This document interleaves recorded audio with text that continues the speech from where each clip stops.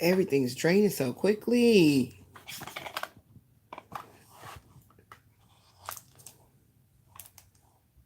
Yeah, I put it on now. Mm-hmm. Give me another comfort battery. That black one is just hard for me to see. Okay, I'm here. I'm ready to work.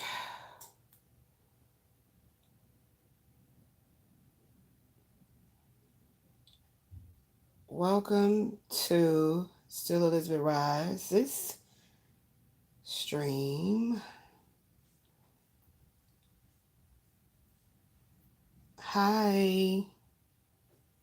Hi, Shanice. I got to put this phone up so I can see y'all. Let me try to put it up here. Let me see. What is some... Okay, it's taking its time to show that I'm on live. Okay, normally it pops right here. And it ain't doing it. So that's how I be knowing YouTube be taking their time to show people that I'm on live. So I had to come to my own channel, click it, and then click it. All right. Let me put this up.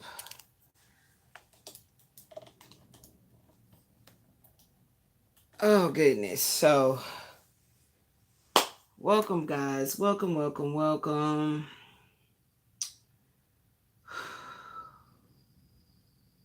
We're going to get into talking about the topic. And we're going to flow right into it. And I'm trying to articulate or figure out. That's why I use my music of healing energy. The healing powers and the positive reinforcement to channel what it is I want to say. But technically, I really didn't have an actual song per se. And I'm going to tell you why. Because when I tap into a melody, a certain, vibration that is very passionate, compassionate, and filled with a lot of lovemaking desire with somebody significant, like that song by Elmine and Timbaland and Rance 5000, that Someday remix. It's still is like, strongly in my ears. Like I can hear it. So I was trying to, and I'm gonna eat a little bit of banana and hope I don't want to gag because I do not like bananas. I don't think I'm gonna eat it. And then it's too overly ripe. I don't know how people do that. Like something is mushy right there. I'm not gonna do that one. You need to write these bananas up because who the hell chose them? Is that how they chose? They choose their bananas. Look how squishy that is. I like all my shit hard and ready to go. I'm just saying. No pun intended. I'm really for real. Like, anyway, I really wasn't thinking of sexual. When I say stuff like that, I'm talking about when I pick my cucumbers, squash, anything. I don't want it to be squishy, like, rotten or whatever the fuck that is when a vegetable does that. The only thing that don't do that is potatoes. They'll be like black or brown on the inside, but they don't be squishy. I've never had a potato that was bad that was squishy. So, first of all, let me start off with saying welcome back to the live stream. Thank you for your likes, your shares, your comments, your donations, and your love. Let me also say 100% praise be to the Most High and to God be the truth. And let me go ahead. My daughter still is creating the my new prayer. And I told her hopefully she make me a little mini version. So I can see it. So let me get, where's the one I've been saying lately? I like it. So I'm gonna say that one.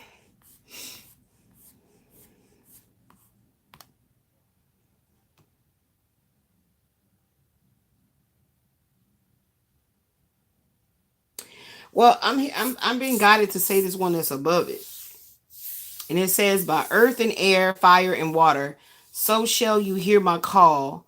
Powers of birth and rebirth, powers of silence and peace. heal my body and my mind. So I'm going to go with that one. Because as you see what the message says, it says toxic people are still attaching themselves to your star power. So what I told my daughter earlier is I was like, it's a siphoning going on. I feel it. I feel it in my spinal cord. There's a siphoning going on. I don't know what this is, y'all, but I'm about to get into some candid, some real serious conversation today. Like, we about to go in, and I'm not going to allow embarrassment or what's that word? Shame or anything like that to cause me to retrograde, go retrograde in all that I worked so hard for to continually stay in alignment with the divine. So we're gonna talk about it. And I've been actually, sort of like in meditation, like, which I call deep, very deep contemplative thought about how to communicate this. But I feel like I am still holding on to, I hate bananas. I do not like bananas, but I like banana nut bread. I like banana Laffy Taffy. I do not like bananas. Yeah, that's another one I just opened. Like perfectly. I don't like the texture in my mouth. I don't like the way it sounds in my mouth. You hear that shit? You hear that shit? I don't like it. I don't like how bananas coat my throat. I don't like it. Yeah. See, and I hurried up and like mushed it in my mouth and it down because I don't like bananas. So give me the my water over there, please. The ice water or? No, the little bottle of water. Okay. Because that cold water be doing something with my throat. And they made sure these stay closed, huh? God damn. Is they childproof? I don't know, cause I be having a hard time. You need a little muscle baby to open them. Like, damn. It be hurting my damn thumb. I'm so grateful that my arthritis ain't been acting up. But it be hurting my thumb trying to... Thank you. Ooh, see, that taste is in my mouth. I've been trying to just see if I need potassium or something, child.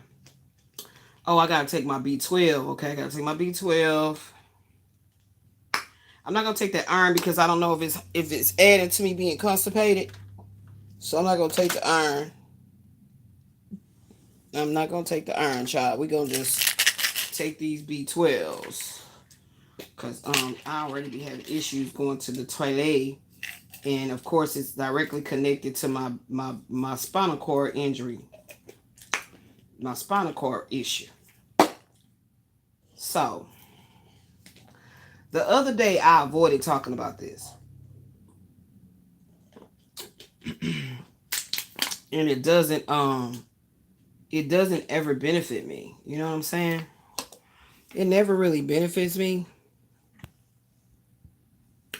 It just always like it feels very counterproductive.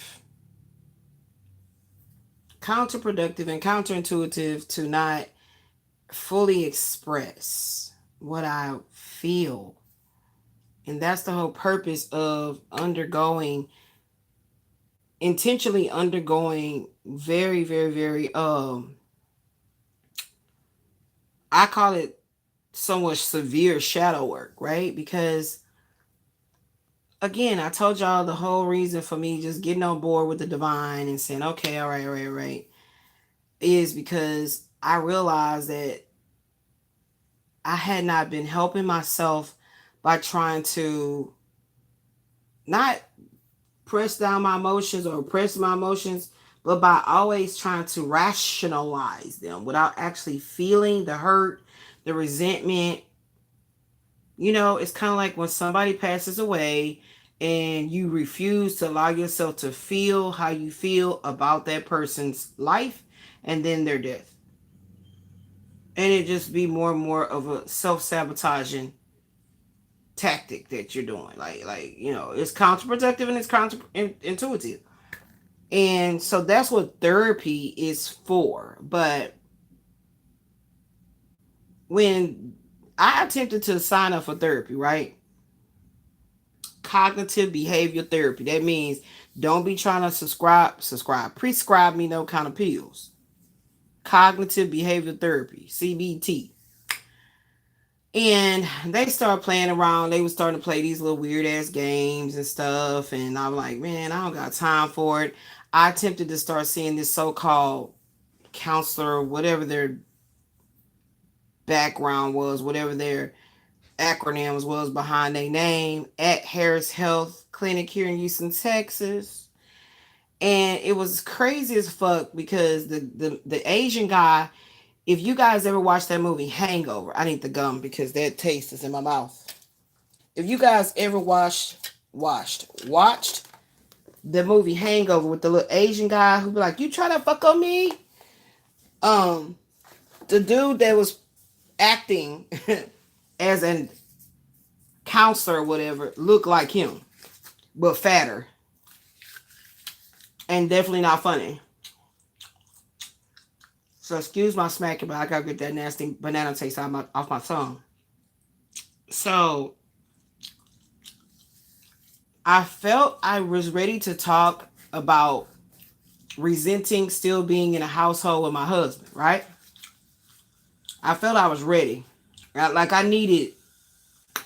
needed professional, God-fearing people. That means you got reverence for the Most High. You have a walk. Your life is about trying to seek the higher conscious awareness of the Most High, right? And so I sought the help of, air quotes, a professional. And anyway, and the whole goal was to talk about my feelings about wanting the marriage to be over with, right? I knew that I was not wanting to stay with him, stay dealing with his shit, stay taking on all his shit, all his karma, whatever. I knew I was done. So that meant that signal that I'm ready to talk about it. And how do I transition from being in the situation to seeing myself through, right? That's what the therapy was hopefully going to help me see, that it was not a good idea to just continue to try to rationalize things, allow myself to feel what I feel, allow myself to allow those emotions to matriculate my overall Six of Swords energy and healing, right? So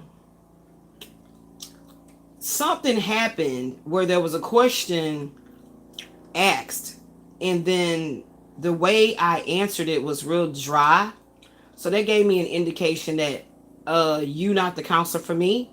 But because I'm the type of Tarian lover that I try to do things neat, decent, and in order, and give things the opportunity to, to have follow through, like follow through with it. And so something he asked me where he said, well, the husband is the problem. And if you refuse to see that and want to stay with him, then now, first of all, I don't know if I said that the guy presented as gay. I don't know if I said that. But the fact that I made a reference to the little Asian dude on Hangover, who his disposition seemed like he was gay, right?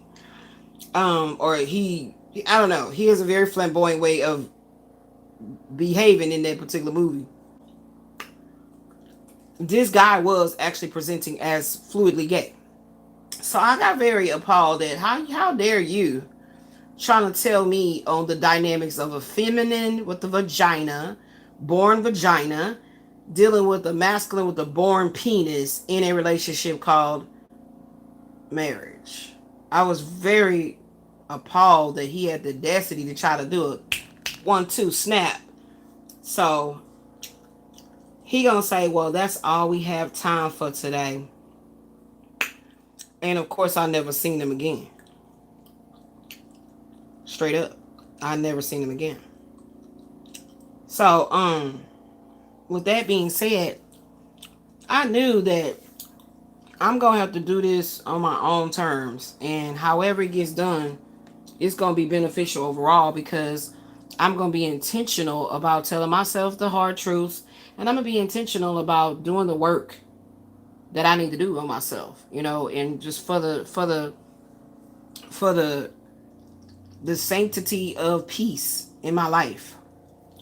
So the difficult part of doing this shit publicly was because I already knew that there was going to be scrutiny. I already knew there was going to be pushback. I already knew there was going to be some type of weird force field that doesn't want me to grow and really truly connect with like-minded souls. I already felt all that energy before I got really deep in trying to uh communicate what I was feeling on vlogs and stuff. I already saw it. I saw it from the gate, like initially at the very beginning, when my channel was called Midas Touch of Love. So I tried to make it more about having a good time with my daughter, us cooking and hanging out with each other and stuff like that. And those are all the videos that was taken down. Um, and I, slowly been like going through archives and putting things up just for me and my daughter's sake, for us to like look at it and be like, wow, boo, we had fun that day. So that's why I have a playlist that says mom and daughter memories. Or, how does it go? How do I have it? Mom and daughter memories. I'll be forgetting. And you can see it from the homepage. It is mom and daughter memories. Yeah. Which is when we play bingo, we go out, anything like that, I put it under there. So I realized I had to do this hard, like, how can I say, self-realization work at the time. Like, I just knew that I realized that I'm important to myself, to my journey, and that I need to do whatever is necessary. And some shit, if you look at the way things went, a person on the outside looking in like, oh my God, I can't believe you did that. So that's why I always say whatever's necessary and unnecessary to get me to a point of no return back to what I was going through. So now, in hindsight, I can see myself sitting in my little cubby that I had, a little desk at, a little makeshift desk. I had my little laptop there, had a tripod with the computer. I could see myself in that other apartment in the back, unit 1904, where how I had to set up, and that I was very intentional and I was very serious that I was going to take it to the next level. I was determined to heal myself from resentful feelings and all that gunk. And I can see in my mind's eye myself sitting there feeling really shy, feeling very unsure of myself, how to actually articulate what I was feeling, and it had nothing to do with me feeling like some strangers would be under the comments, challenging what I'm saying or ridiculing or just being spam bots, whatever. I wasn't thinking about that at all. I was thinking about how my reflection is showing up every time I click record. And I have to say that I'm really proud of myself that I didn't give up. I didn't give up. I'm still going strong with it. And I can say I recognize how much I've grown. Okay? So with that being said, it was very difficult for me to have this conversation talking about, first of all, the question is, why do I still have these feelings? Why are they, I'm hearing Whitney Houston, this song, Why Does It Hurt So Bad? You know what I'm saying?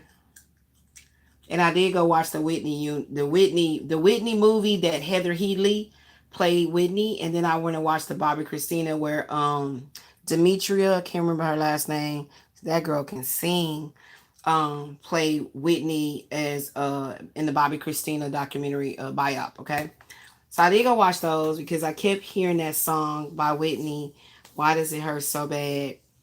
And I feel like that'll be the channel song for this, but I'm not gonna play it. But that's gonna be the channel song. But it's like I don't understand why I still have feelings for Michael Wayne. I really don't understand it. Like it's I don't know what kind of breakthrough was about to happen, but I don't get it. I don't get it.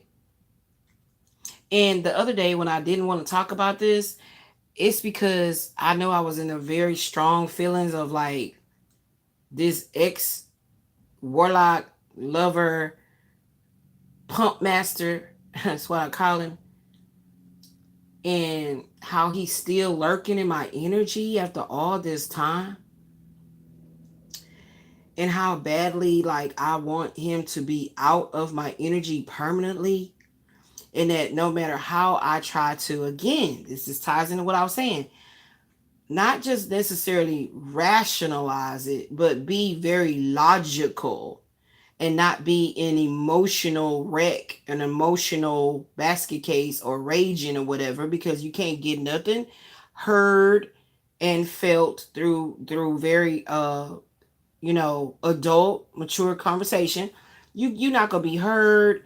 No, nobody's feelings is gonna be aired out, whatever. So every time I approach communicating about a very serious thing that happened between me and this bastard, he would always play it down and be so fucking retardedly immature to where it's like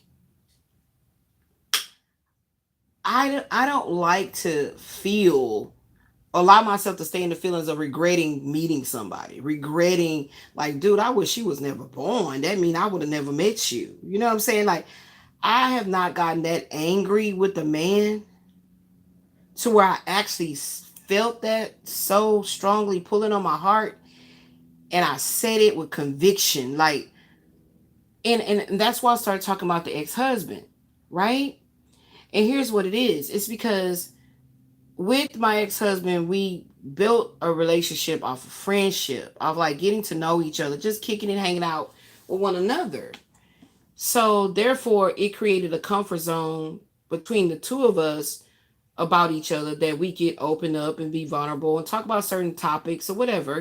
Two human beings having a physical attraction with each other, and then having enough emotional maturity to talk about whatever each person is going through, what their aspirations, inspirations, dreams, and hopes and future goals are. And I felt like I tapped on those concepts a lot with my ex-husband Terrence. And so I didn't feel like I had to operate in a completely opposite version of myself, right? So even after things went the way it went between me and my ex-husband, even to this day, and this is how I know no contact, and I'm talking about no contact, period. I'm also speaking of, because I'm on a public platform, social media, that this man don't even tap in and look at nothing that I'm posting, worry about nothing that I'm doing, like to that degree, to where they're, what I'm saying, stay the fuck away from me, is very much so reiterated and ricocheted all around this person.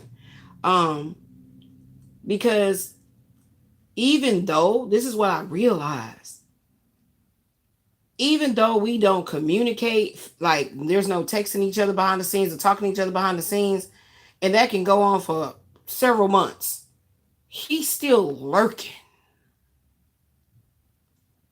You see, there's a massive difference between the ex-husband having his cell phone, knowing what channel that I have, clicking on it and listening, right? Because I had enough interactions with my ex-husband to know he was always, we stopped sleeping in the same room together, and he was always on the couch, or always, I created a whole den in the previous apartment. I created a whole den area.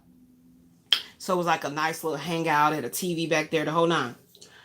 And so he was back there, and I knew he was always trying to like keep the TV low so you can try to tune in on what I'm talking about and all of that.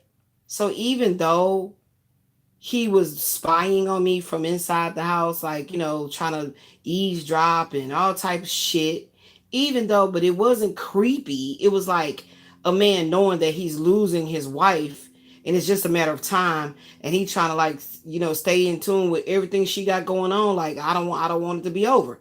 That's a different way of process. That particular situation was something that I processed very differently, because there was a lot of time spent together. There's a lot of intimate moments of, this man finding out that he had end stage renal failure and having to go through dialysis and all. And I was by his side for every step of the way. So that grew us in a more of a family, not just together by marriage, but a family. You feel what I'm saying?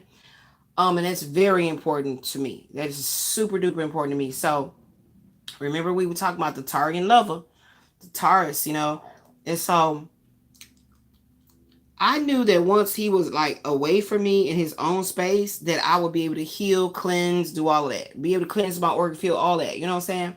Without any hesitation or any kind of a resistance. Remember, we brought up that word resistance. So, mind you, as I'm transitioning away from the ex-husbands being in the house with me and separating everything, you're going to have to worry about your own, how you get your prescriptions filled and all of that. Okay.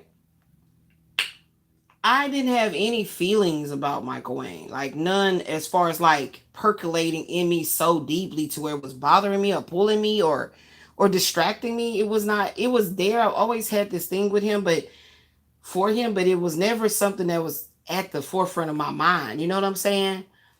Um, because that's why I said that's what spiritual maturity, how you walking in spiritual maturity, because that's different than just being mature of knowing, okay, I shouldn't cheat on my husband, I shouldn't have sexual thoughts about another man, blah blah. No, this means that that you have business to take care of.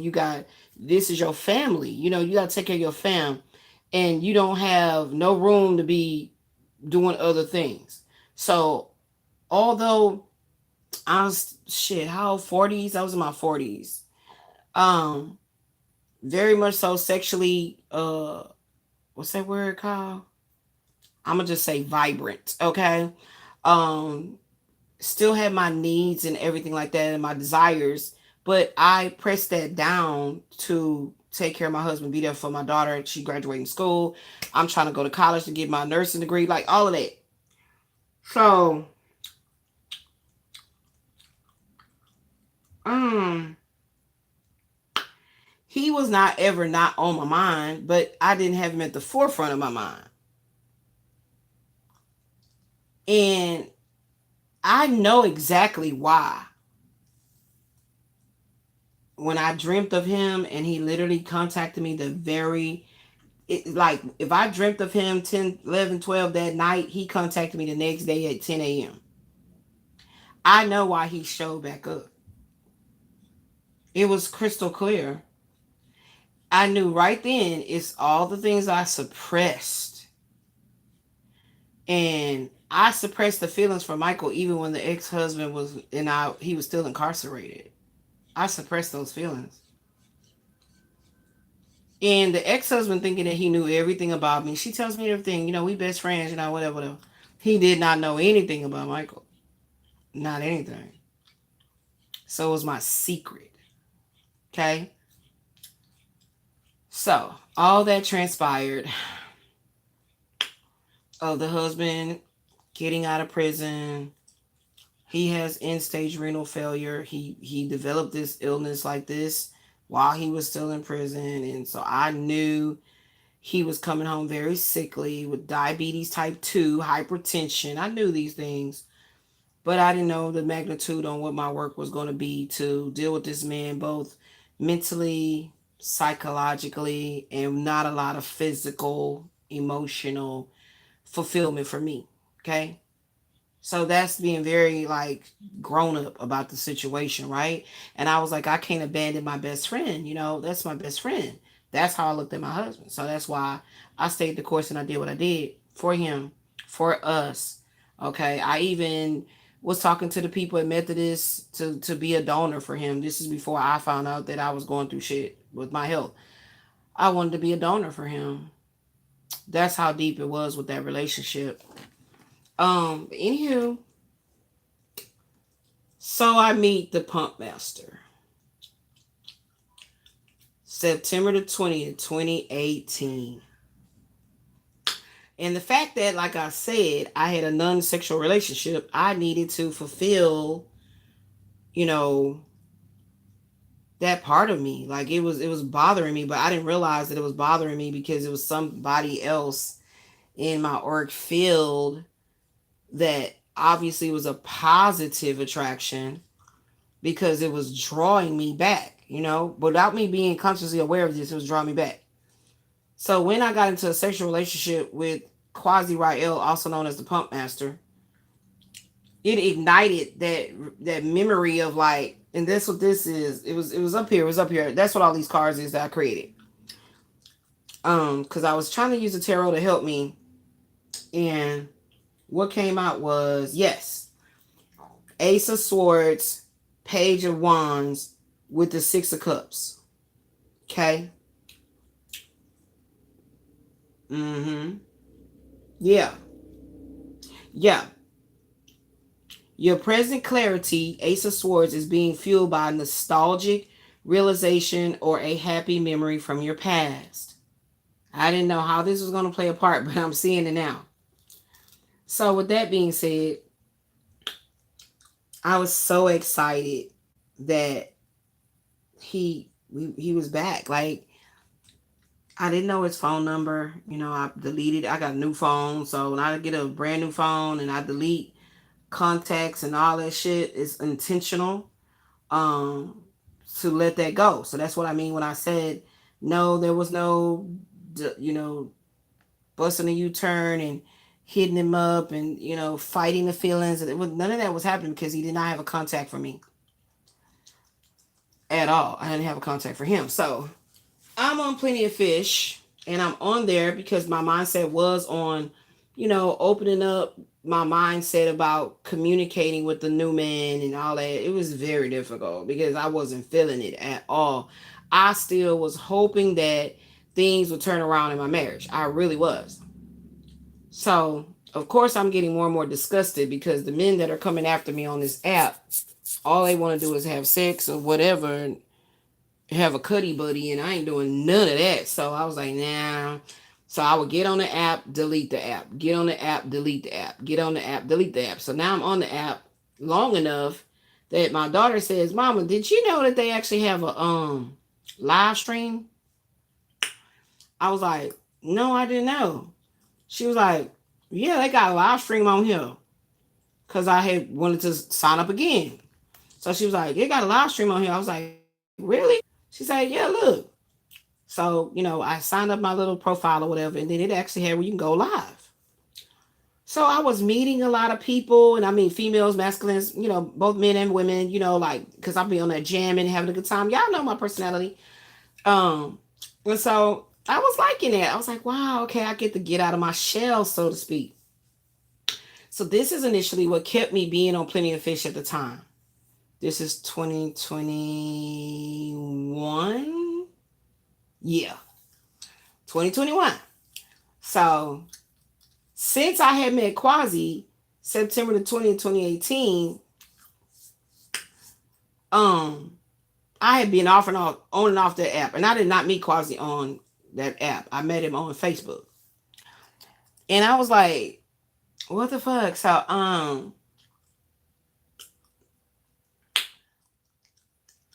I had been arguing with Quasi.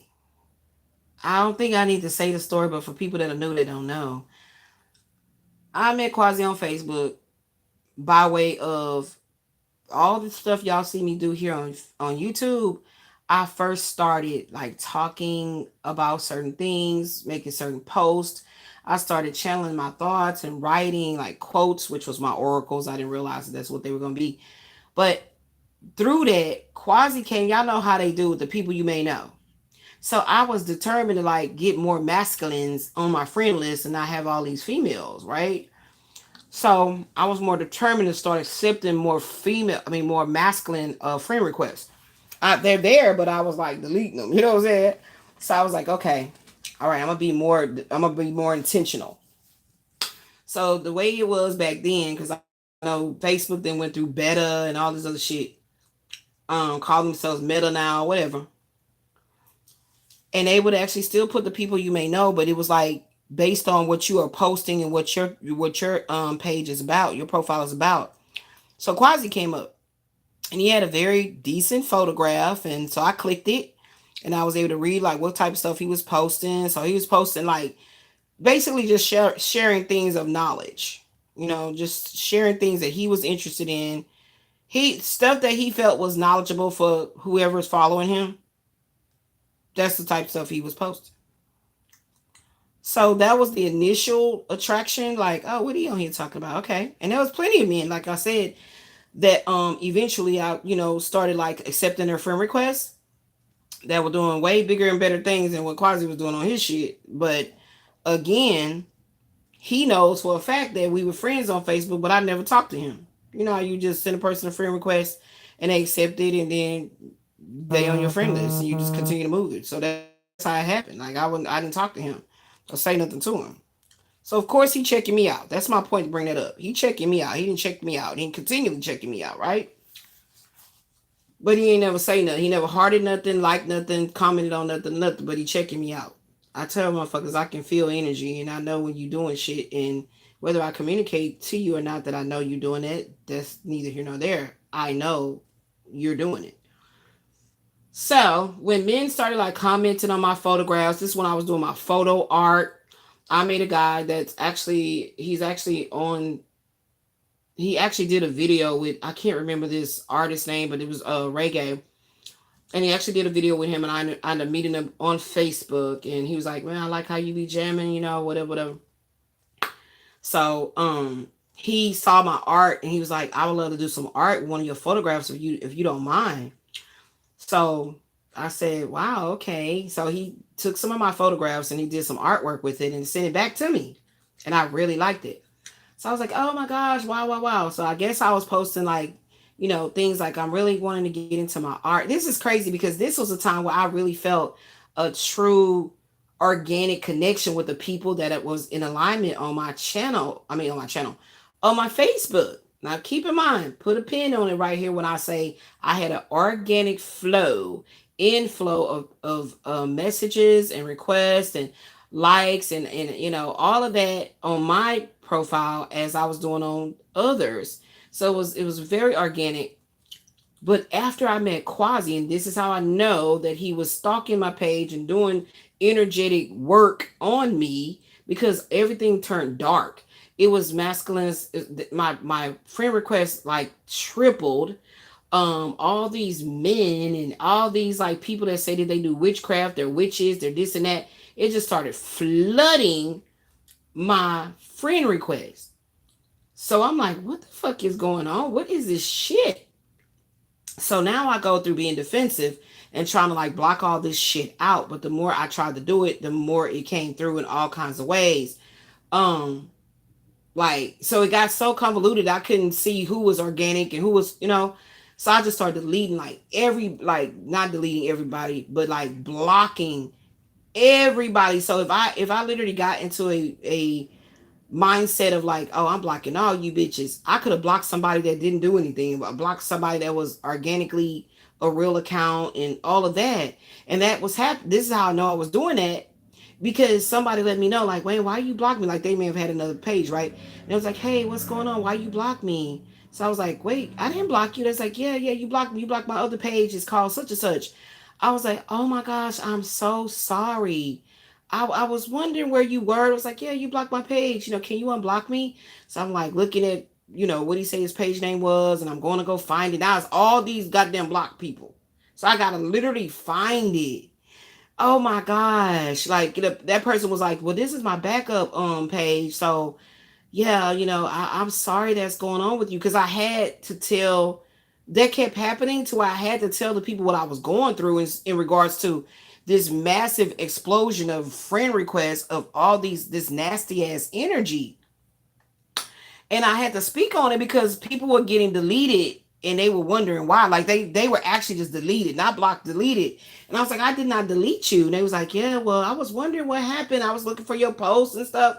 I don't know if I ever told this story, but I felt like I was gonna be talking about some different shit today. But yeah, this is different because I don't recall explaining this like this. So yeah, to this depth. And that started happening. So again, this is before 2021. This is 2020. Um Probably like around then 20, I started YouTube 2019, so like 2019, 2020 is when this shit was going on. And now I'm innocently telling Quasi, like, because I don't necessarily associate that with his energy that is coming from his energy. I didn't associate it with that.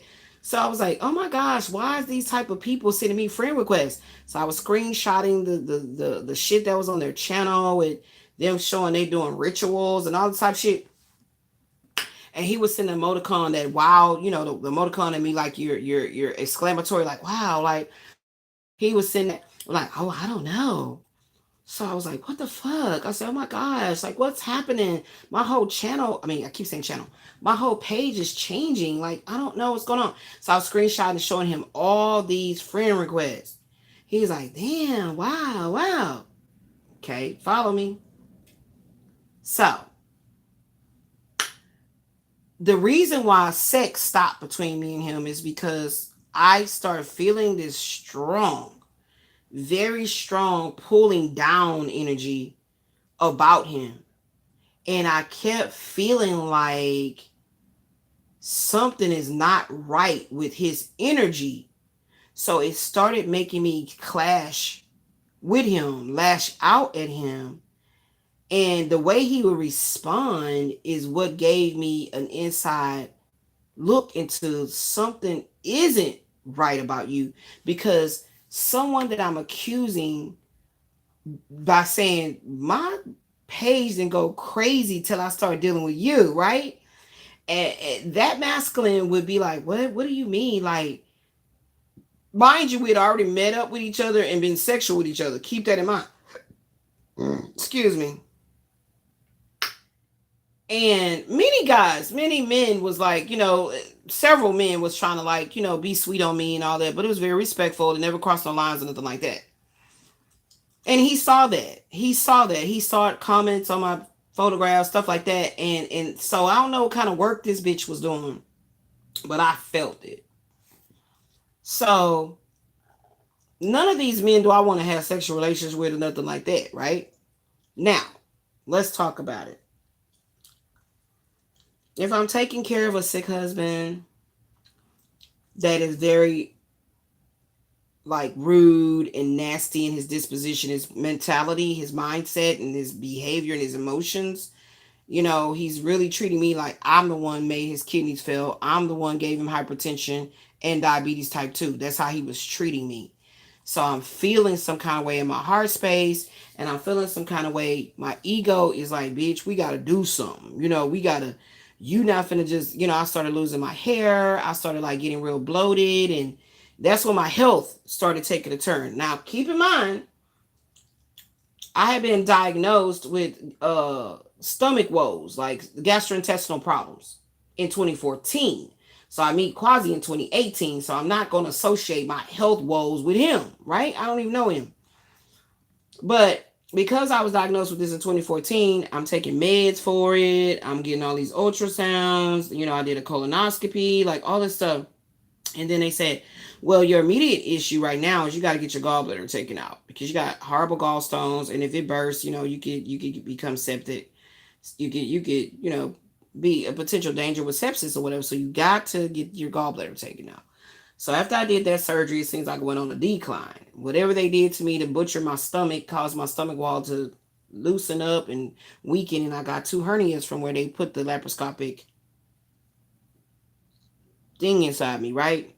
So now that's hurting. That's something I'm got to get diagnosed for. So I'm going through health woes. All this was before I met Quasi. Okay. So Now you can understand why I was not thinking about Michael Wayne. I mean, I'm thinking about him, but not thinking about him like I want to see him, because I was going through my own, like he said, internal insecurities about how my body was changing, my health woes, things like that I was going through. And I'm like in my early 40s, I believe. So, well, how was I in 2014? Let me look that shit up because I don't remember. I just want to know. How old was I? 2014. 40. 40 exactly. That's when I was diagnosed. And as I've been studying behind the scenes, they're saying that that's when that shit, you know, take off. Like this, all the stuff I'm going through today. Um, but again, I was still very healthy in my mentality. My what's that shit called? It's a V word, but I can't even seem to say it. My virility, not virginity. Basically my sexual stamina and all that was still intact, very healthy, still, feeling the desire. I had not felt any kind of weird energy coming from like, you know, menstrual problems or premenopausal, anything of the such. So as I'm having a non-sexual relationship with my husband, because he cannot. He came out of jail that sick. So and he hid that from me. So that was a secret that he hid from me of how bad off he actually really was. What based on what they was telling, he hid that shit from me. To this day, he still swears that he told me everything. Like, no, you didn't. And so you broadsided me. You didn't give me the ability to have enough information to know exactly the magnitude of what I would be dealing with. You feel me? You knew about something going on with you, like to the degree, because you with your own body every day. So there's no way that you was pissing bubbles when you were in your cell and you're using the bathroom, you're not pissing bubbles. But then as soon as you get out, you get to our apartment, me and my daughter's apartment, or our apartment, he's my husband, and you're pissing bubbles. Like there's no way you didn't know you was pissing bubbles before you got out that day. Stop. And he's still to this day like, I did not know. I had no idea, but you knew you was pissing bubbles. Had you said, baby, I don't know, something going on, I'm pissing bubbles, I would go look it up. Like Michael said, you look up everything else, I would go look it up.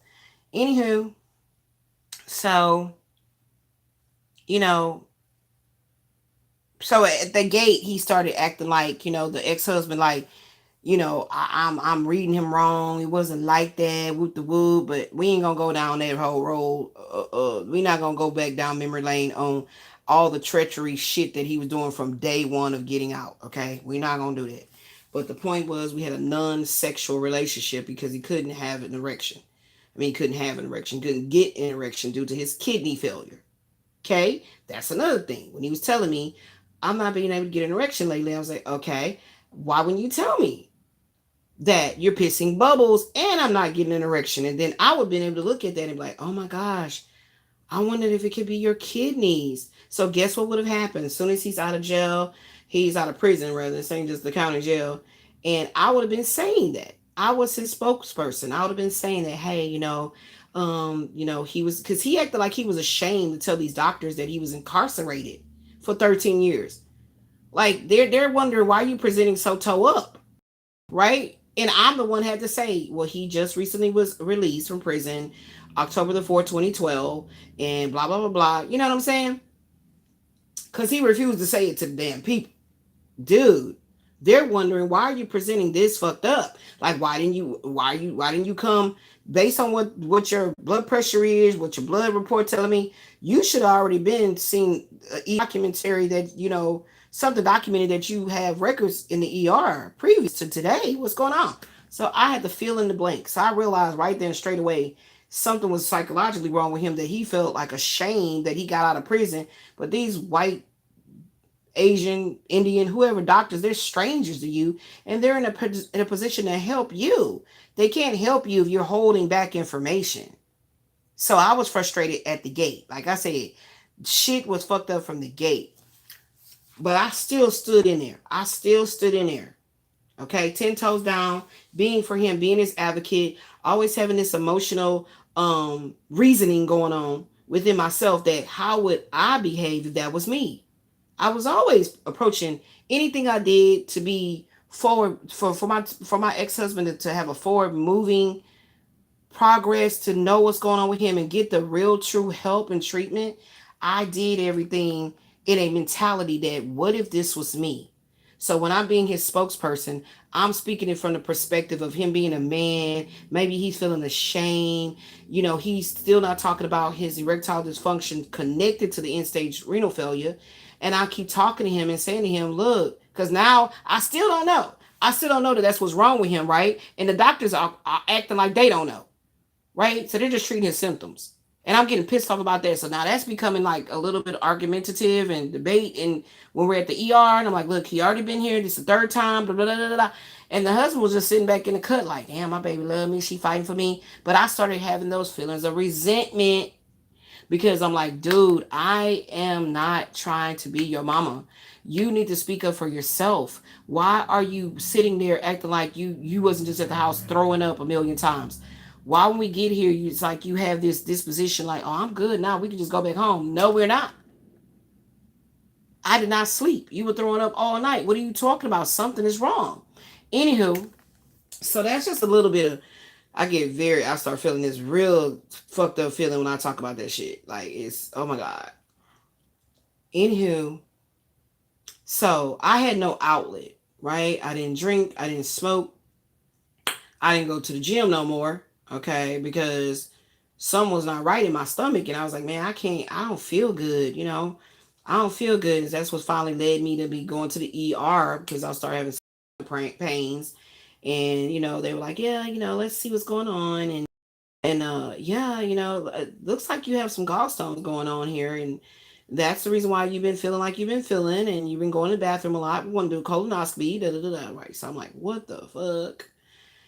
I'm not having a lot of fun. Okay. None at all. Like, it's crazy because it seemed like as soon as the ex-husband got out of prison, October the 4th, 2012, all motherfucking hell broke loose in my life. And so that's when you go back and you talk about that Saturn, my Hadasha has kicked in when I was age 33, child. See? So, anyway, I kept having conversations with the ex-husband about sex. And the conversation was, I'm starting to have these feelings of resenting all that I do for you and I have no outlet. I clearly said it. I'm starting to have feelings of resent towards you because I have no outlet. Right? I'm doing all this caretaking. I'm not getting a foot rub. I'm not getting a back rub. I'm not getting just like I got to the point where I was like, if we could just have like an intimate, like watching movies and just so I could be under you. Cause I mean, that's a Taurus, right? That's a Taurus in me. I want to be connected. I want to, not touch in the physical sense of sex, but just intimacy. All that was cut out. And I know a person would be like, well, he was sick. What you expect?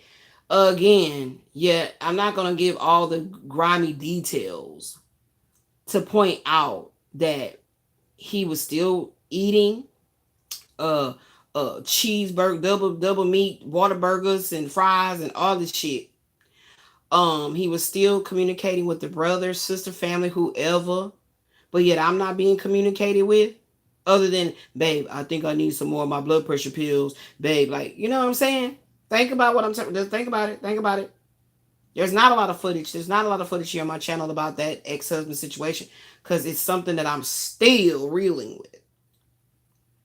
Okay? Still reeling with, like, for real.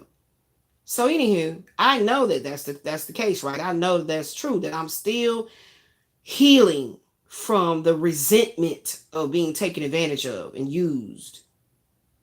Okay? So, with that being said, I'm not going to approach communicating with Quasi in a way that's going to be reflective of that hurt and that pain and that distress.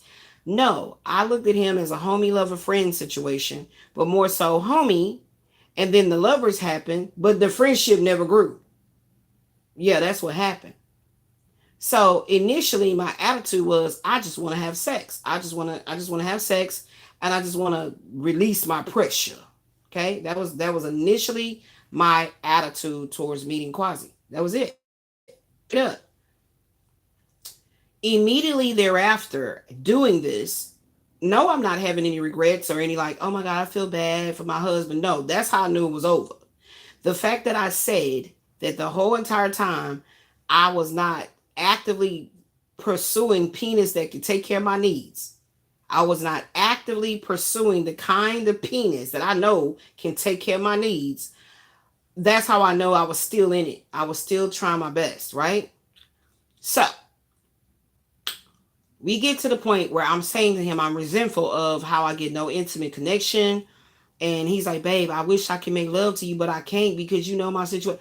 I said, I'm not talking about your penis. I'm talking about just holding me, any of that. I said, you are you trying to act like our relationship was bent on hardcore sex? It wasn't. So stop that shit. You know what I'm talking about. Well, I be tired all the time and this and this and this and this again. We're out and about, moving about, doing things. I was about to move, all kind of shit. Baby, shit, you want some Whataburger? Let's go to Whataburger. Like that's his favorite place to eat at. He getting double meats, grubbing, stuff in his mouth. So I'm looking like, well, that don't seem like somebody so sickly because again, I already said I was dealing with gastrointestinal problems, so I could barely eat. I could barely eat for real without stomach pain, all this. So I was not grubbing on nothing. And whenever I felt a little appetite, I'm instantly on the toilet in the bathroom because when they diagnosed me with IBS, ulcerative colitis, some other shit too going on my gut when I had the colonoscopy. So I was like, because they did a colonoscopy and they did the one where they look in your stomach. Anywho, so when I say, okay, get your grub on, eat, I ain't tripping on that. But it's like, why is it that now you want to kick back, put your foot up in the couch, flicking on the TV, going to the sports center or whatever? Like, what the fuck? Like, this is not Elizabeth. Elizabeth did not sign up for this. Okay, and this is when I really realized that about myself when it comes to what type of lover I am. This is not gonna work. It's not gonna work. So eventually I started trying to articulate this and communicate this to him. So it feels like Quasi's energy was like laying in the cut, just waiting on an opportunity to come on in, right? As I got to know more deeper about who I was dealing with, that's the way I saw it. So once I woke up to that, I cut him the fuck off. Okay? Cut him off.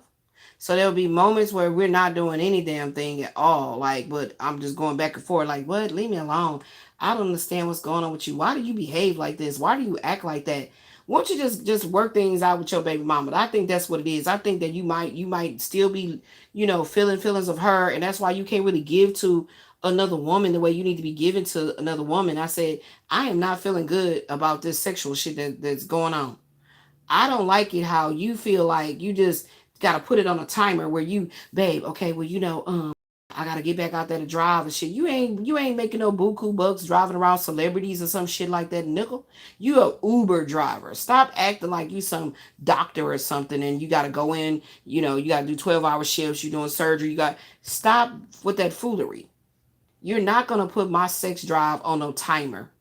You already know what I'm going through with the ex-husband that I had a non-sexual relationship, and that's how you came in the door. So why are you now reneging on what the fuck you claim you was capable of doing? These are the conversations that I was having with him. They're easier to have because I'm still angry and resentful of the ex-husband and the way he trying to play these roles of baby, I'm sorry, I love you. I'm gonna try to do better. It's just that I be so tired. But yet if the brother called on the phone, hey man, what's up? What's going on? Oh no shit. No, da da da da. Oh yeah, I'm gonna watch the game when it come on. This is what I'm hearing. Okay. So no, I didn't feel any regret or shame or guilt of going to the direction that I went to with Quasi because of the marriage. No, I felt that way because of who I knew, found out who this dude was. Okay? Or is. Anywho, when Michael comes into the picture, I'm like feeling so overwhelmingly excited. And I realized, yeah, with Quasi it was a straight lust. There was really no genuine excitement. Like, I want to just lay with you. And, I'm a sensual lover anyway. So he may have thought that like I was fully invested like that, but I'm a sensual lover. So it had nothing to do with like, I want to be with you. I want it to be me and you. And this is how, when he says he was putting love spells on me, this is about the only time that I'll agree that something was going off. Something was awry. Is because I would find myself saying things like that to him, and then right afterward be like, "Bitch, what? No, we don't feel that shit for him. What are we talking about? Why did you tell him he went down on you for about 10 minutes, and you saying all this shit out loud? Girl, that was, you just needed to calm. Stop saying that shit. Get it together. Snap out of it. Get it together. This is really what was going on." And so there would be times that something like that, so intimate going on between us, and then he'd be like, "All right, baby, I gotta go. I'm gonna call you." So I'm like, what the fuck is this shit? So he set the stage for me to behave like I started behaving towards him. Okay? If I explain to you, I'm not having no intimate connection with my ex-husband due to his health woes. He's not able to perform. But I'm starting to have this resentment that I feel like he just giving me this bullshit of why I be so tired. So I can't hold you in my arms. I can't console you. I can't comfort you. Okay. Now, I didn't say this, but Michael had been came back into the picture, but I didn't bite the bait. I didn't take the bait. I did not take the bait. Okay? I wanted Michael to come clean and tell me, well, what you been doing? What's been going on in your life? And he refused to tell me that. I found out the shit on Facebook.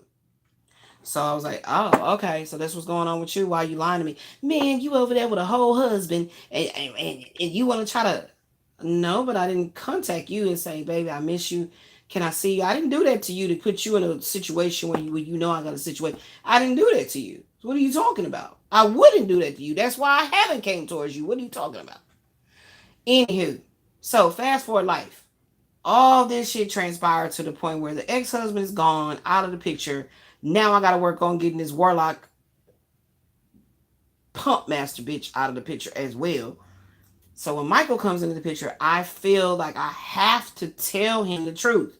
I cannot pussyfoot around this information, and then something happens where we connect, and now I'm feeling so motherfucking overwhelmed because I've been waiting for this for so long for me to really show up to the occasion ready to rumble, okay? Before I was like timid and like feeling some kind of way and holding myself back. I had to tell him the truth.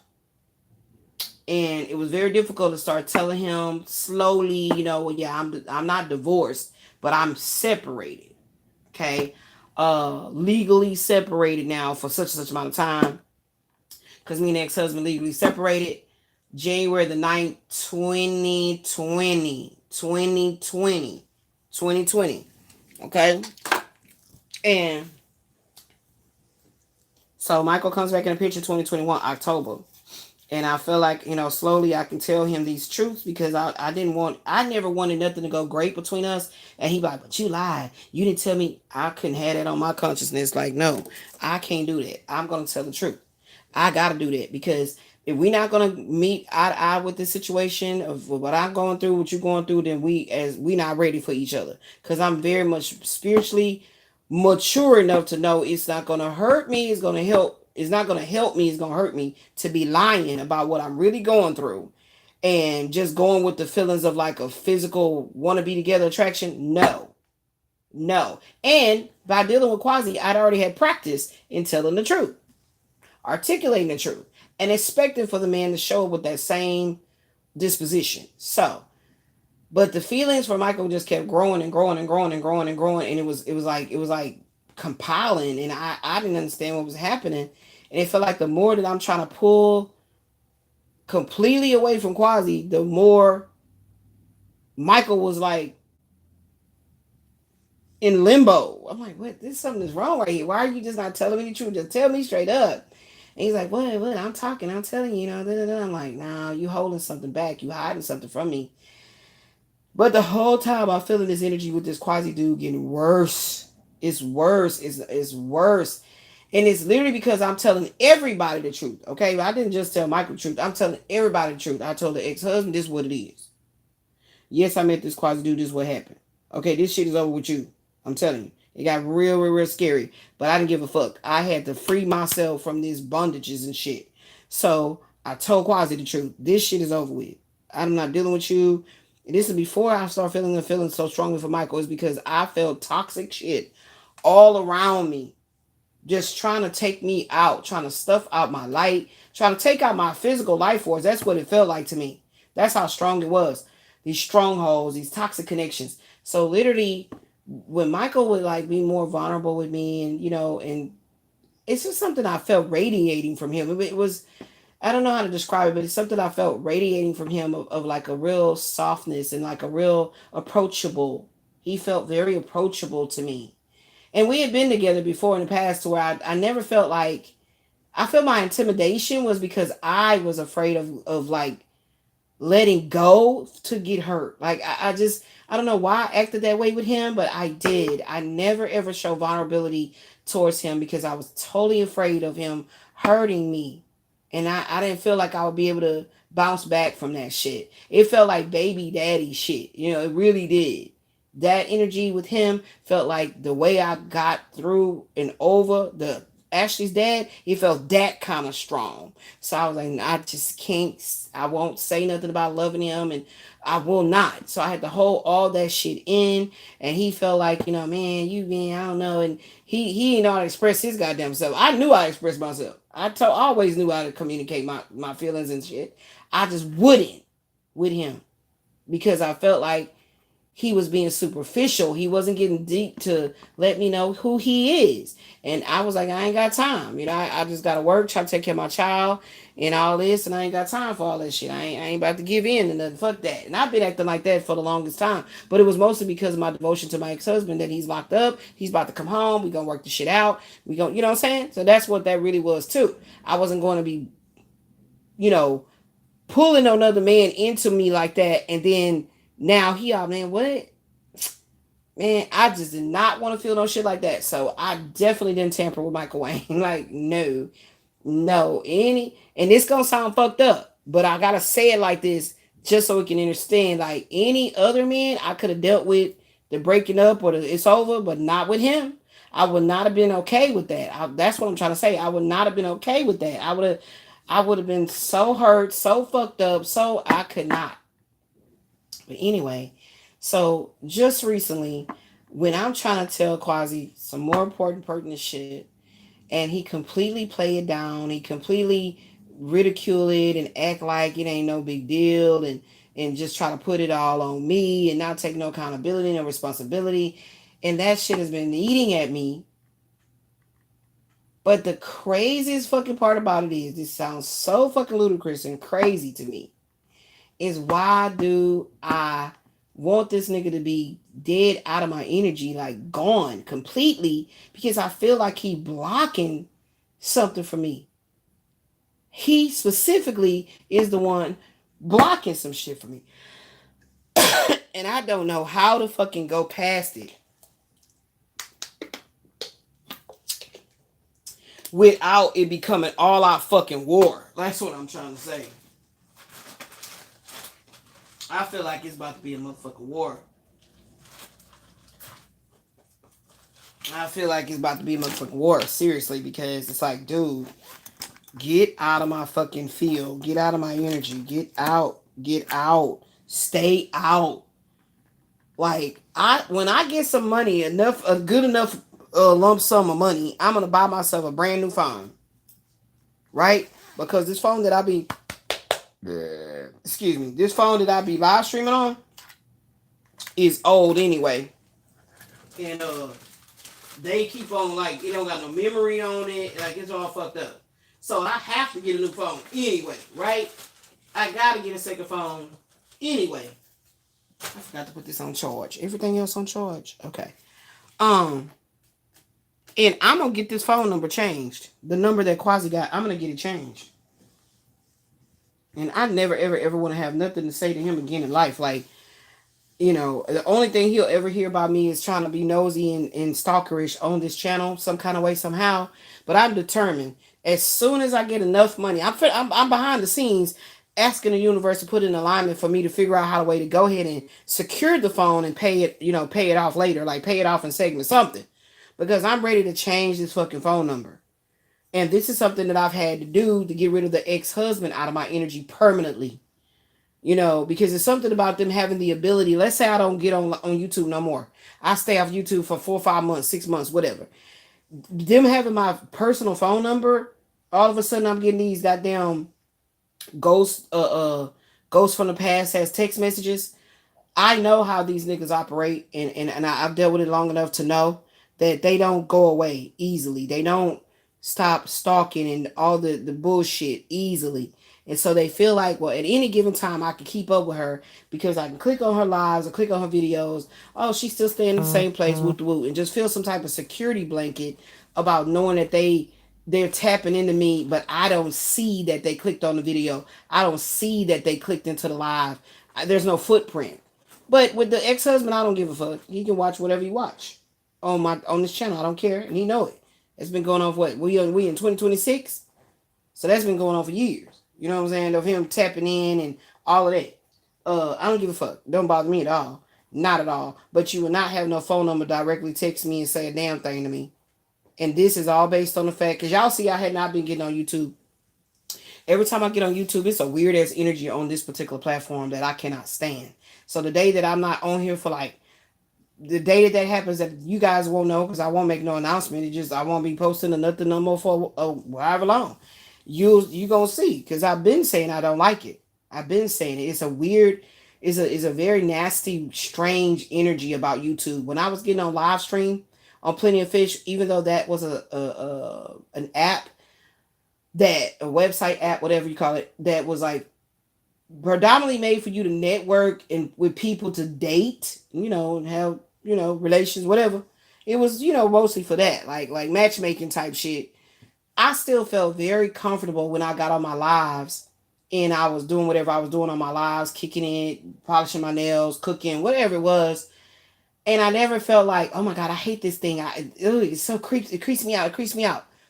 Until I started really going back to my YouTube channel, start revamping it, and then making announcements that, yeah, guys, so, I'm feeling better, about trying to speak publicly now. I've been going live, and I was, I came off very shy and very demure.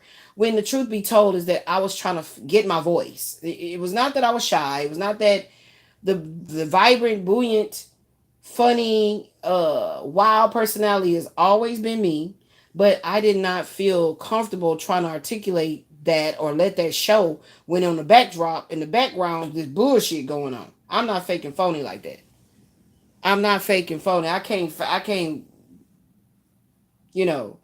fake flex. I don't do any of that. I don't see no reason for it. So, like I said, it's been very difficult to be on this platform. I have not had fun.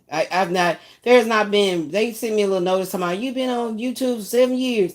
I have not had 1 month where I could say, wow, that was very interesting. I like that. I really connected with people. No, not 1 month in the 7 years. Now that speaks volumes. Volumes of this platform and its energy, and whoever is monitoring my channel and surveilling it and boxing it in and shadow boxing it and all kind of stupid shit that they doing. I was still gonna tell the truth. I don't give a damn about no little couple of pennies with no AdSense. I'ma still tell the truth. That's what this whole thing been about. Me speaking my truth. So I'm not going to sugarcoat a goddamn thing. The truth is the truth is the truth is the truth. And it ain't a damn thing you can do to change it. You can try to alter it, or you can try to shadow ban it so it won't be heard or seen or felt by anybody else that's going through shit. Because my candid way of speaking is going to forever be something that's going to reverberate when I'm dead and gone. Off this planet. When I get my black wings and I'm off this motherfucking planet. Yeah. So I haven't been having no fun on this shit. I've been seeing my progress. I've been seeing my growth. And that's what keep me going. But at the same time, because it's personal, at the same time, it's like, damn, well, if you told me it was going to be like, I was going to be like a double agent, healing myself and all, as well as speaking to the consciousness of others, giving them a voice. Some shit they not bold enough to say, they're not, I'll say it. I'm not scared. And that's the Taurus in me, baby. Like, look. I can't make it up. Look, just got a text message that said, turn your old phone into credit. Look at that. Look at that. Just got a text message. Y'all can't make it up. Turn your old phone into credit. You see how what I just spoke? So I'm definitely 100% in alignment, baby. Most High God knows that I'm ready for my new life. You know what I'm saying? I will never, ever, ever, ever forget how it felt for me and Michael to be connecting. That's what I always wanted. I will never get over the way that felt. Like that felt so beautiful. You see, my disposition changes when I talk about that. It's like it felt so. It's like, it. That's why I told him, I was like, I don't care about who you be with. Do that. Do what you got to do. It doesn't matter. It's not going to make me be not feeling you the way I feel you. You know what I'm saying? I never ever would have thought I would ever speak no fucking words like that. Ever speak no words like that. Because I was like, for real, anyway, he don't be showing me that. He don't be loving on me anyway. Fuck that, fuck that. I would have never thought I would be saying no shit like that. What's up? Do you want that stuff from the taco again too? Hold on, y'all.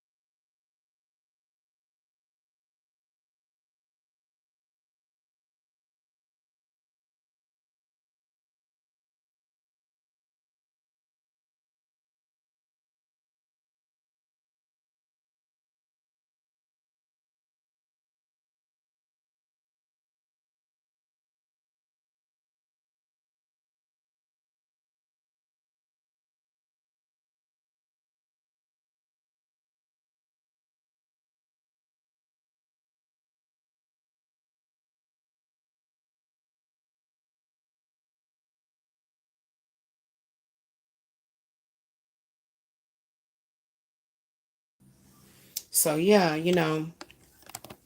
I'm grateful for him finally like allowing me to feel him in a way that it wasn't gonna be like a clash. It felt more like we were having a meeting of the minds. I'm grateful for that. Dang, what's going on with these batteries? I told you bring me another battery.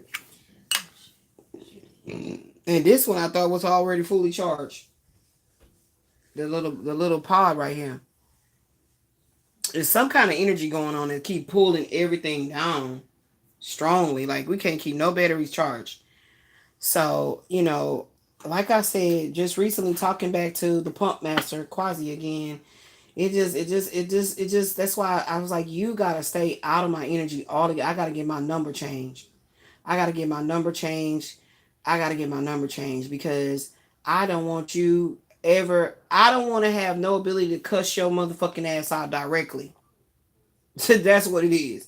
I don't want to have no ability to cuss your ass out directly, and I don't want to give you another opportunity for when all the goddamn hell got you by your fucking balls. Then you have the audacity to call me like, "Hey, what you doing?" and any kind of shit like that. Because we're not repeating none of the shit from the past that you did when you was on your high horse and you're laying up, you having your little orgy fest and whatever, and you didn't contact me for 6 months. That was the best 6 months of my life since you came into it. Dealing with you, I mean, not having to deal with you, not feeling your energy intruding on anything. That's when I feel like me and Michael got the closest.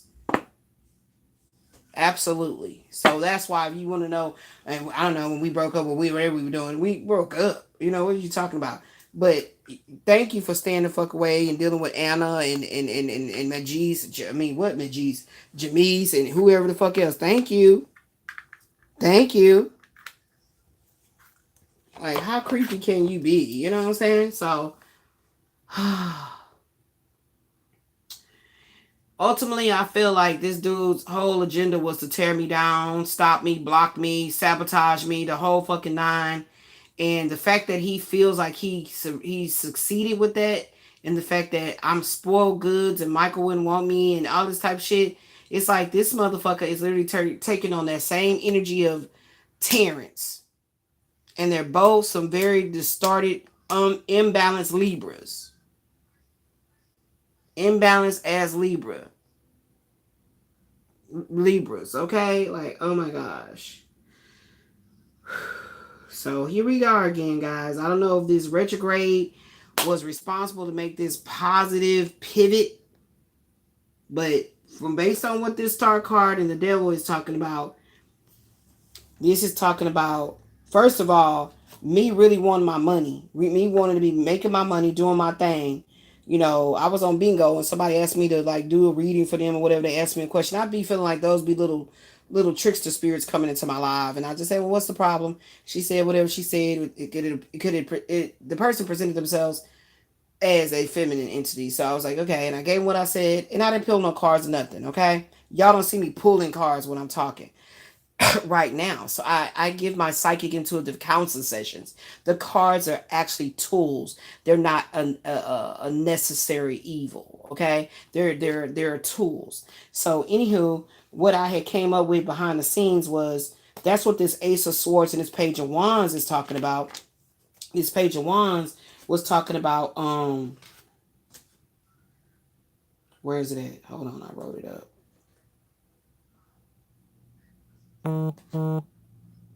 Hold on. Did I write it up? Oh, I don't think I did. No, no, I didn't. It was basically saying looking forward to having a new job. Oh no. It's in my cards of destiny right now. It's in my cards of destiny right now. Looking forward to a new job. It's in my cards of destiny right now. You feel me? Looking forward to all my ideas and everything manifesting. Like, we cutting out all the bullshit and we really getting to the fun part of life, the creative, the flow, the all of that. It's like childlike lure of, you know, hidden dreams and things like that. That's what this was talking about. But right now I'm in the Ace of Swords in my cards of destiny. So makes perfect sense why this card jumped out in the tarot. It was in alignment. So, but then that Five of Cups came out, which was what? Let me show y'all what it was. Hold on. Because I put the spread, they back here. Is back here? No, I stuck it in. I think I shuffled. But let me show y'all what had came out. It was the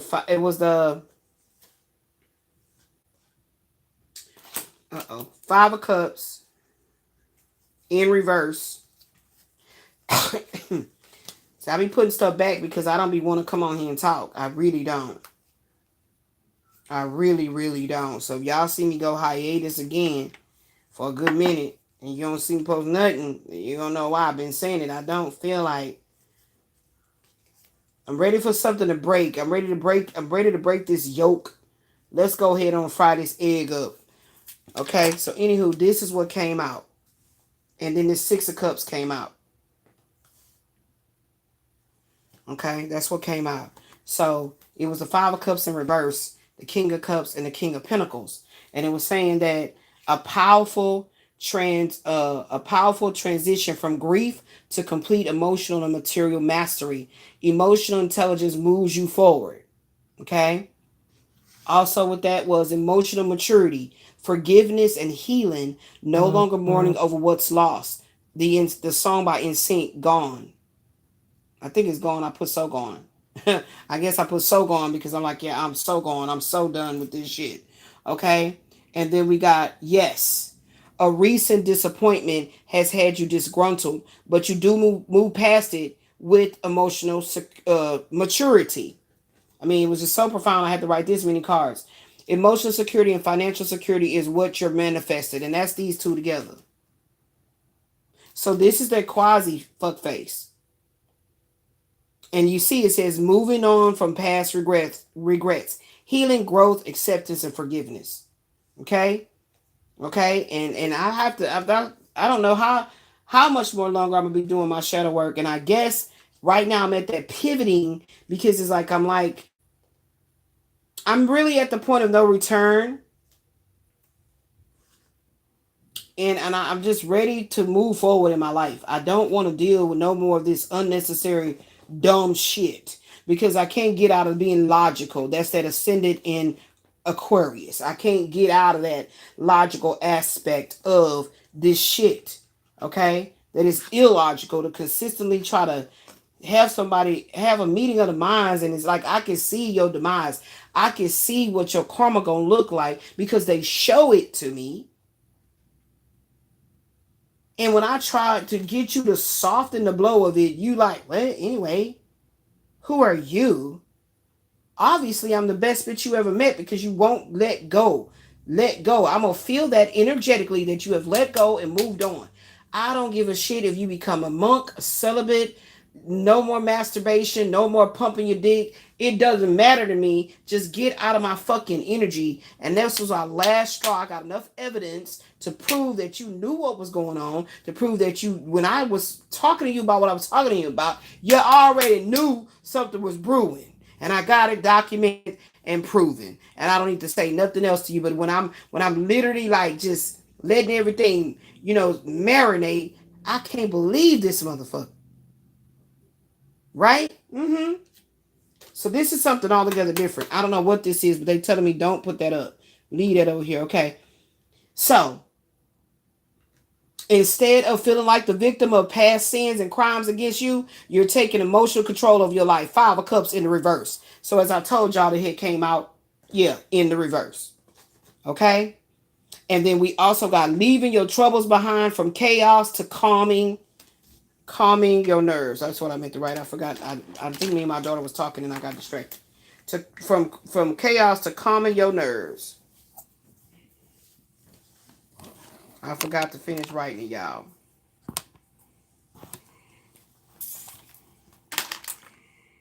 I could have did it, baby girl. Okay, and I set that up for the cards too. All right, baby. Excuse me. Yeah, so instead of diamond painting, if you can get my cards ready, because I need to have a session of doing kippers. Okay. And that might be something that's going to go with it, y'all. I don't know. So, yeah, that's what that is all about. And then, so, like I said, this is what prompted me to come on here. This is what prompted me to come on here. And, y'all know I really don't be using the tarot like that because the tarot ain't nothing to play with, baby. It's going to push you crystal clear. But look at the sun right here. The sun is looking at me, okay? So, boom, 6 of Cups. So, when that came in after that, it was saying, it was the Ace of Swords. This is it. The Ace of Swords with this was saying your present clarity, Ace of Swords, is being fueled by a nostalgic realization or a happy memory from your past. And that is Michael Wayne. Right? That's what I'm saying. Like, I don't want to talk about him. I don't be want to talk about him and put my business in the streets about him because motherfuckers be trying to use that.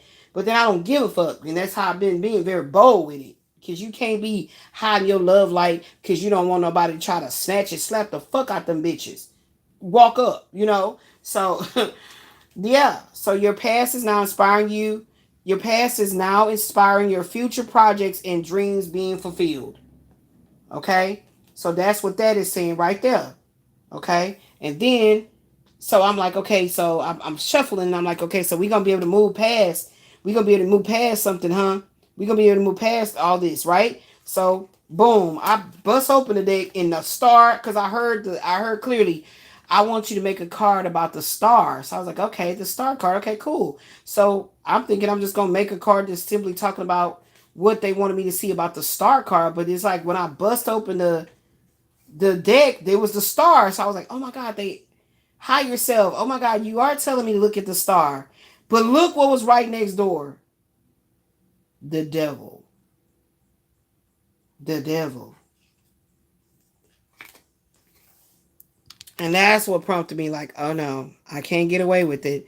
I have to talk about this shit. I have to talk about this shit. And it says the star represents hope, healing, spiritual freedom, and divine guidance. It is your inner light, optimism, and the belief in a brighter future. Okay. The devil upright stands for bondage, addictions, materialism, and shadow work. It represents toxic attachments, unhealthy patterns, or feeling trapped by your own fears or desires. Okay? Now, when I brought up Michael Wayne, that's the only reason why I brought him up is because that's the fear of him feeling some kind of way about me. Like I don't want my feelings are toe up hurt about that. For him to, if I just knew he didn't think that way about me, and it would be such like my heart wouldn't feel so heavy. My heart wouldn't feel so heavy. You know what I'm saying? But and it's like, calm down, calm down, calm down.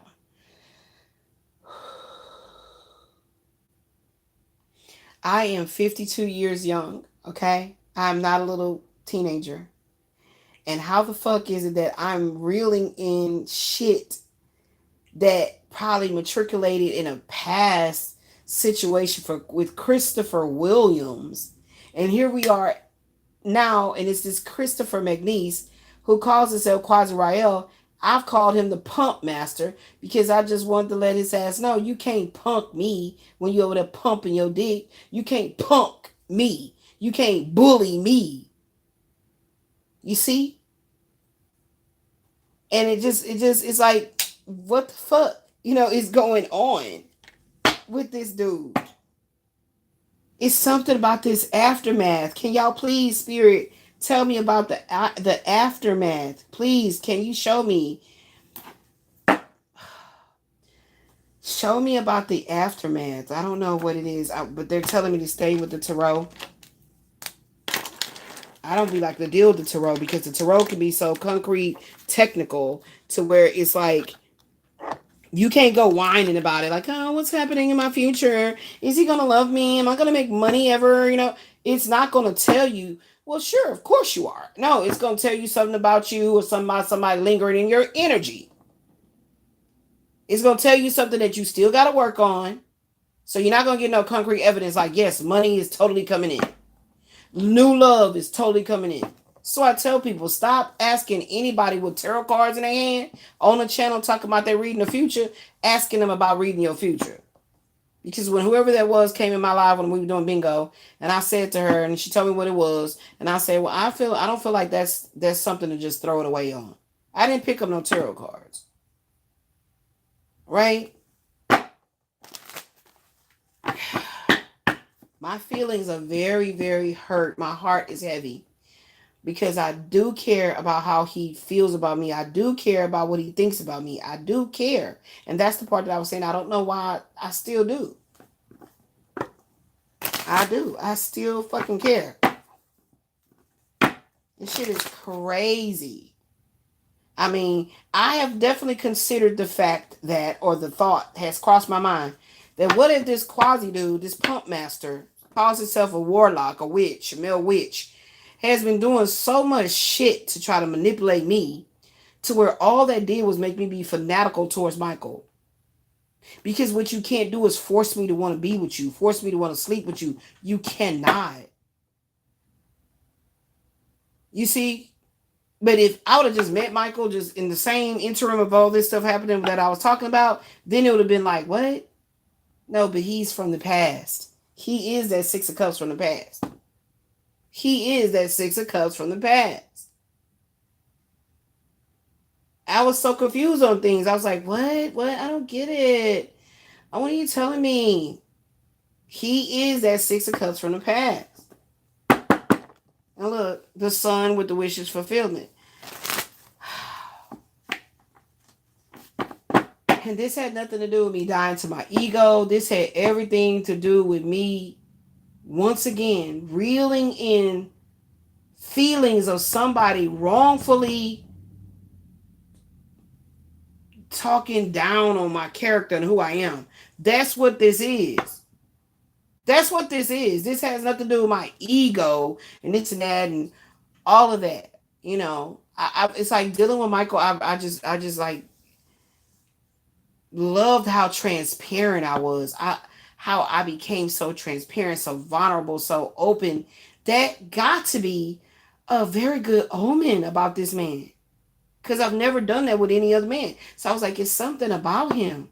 And I kept praying about it and asking the Most High, show me what it is. Show me, okay, it's not him. It's not him. I should shut the door. Okay. And it never goes away. It doesn't go away. Wow.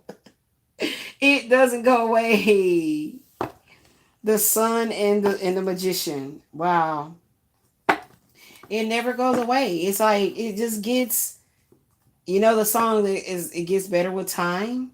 Well, it gets deeper and stronger with time. I mean, if I just knew that he was like, nah, I'm not thinking negative thoughts about you. I mean, and he really sincerely meant that, man, my whole everything would light up. So why is it so important if he thinks it? Why is it so important that he says it?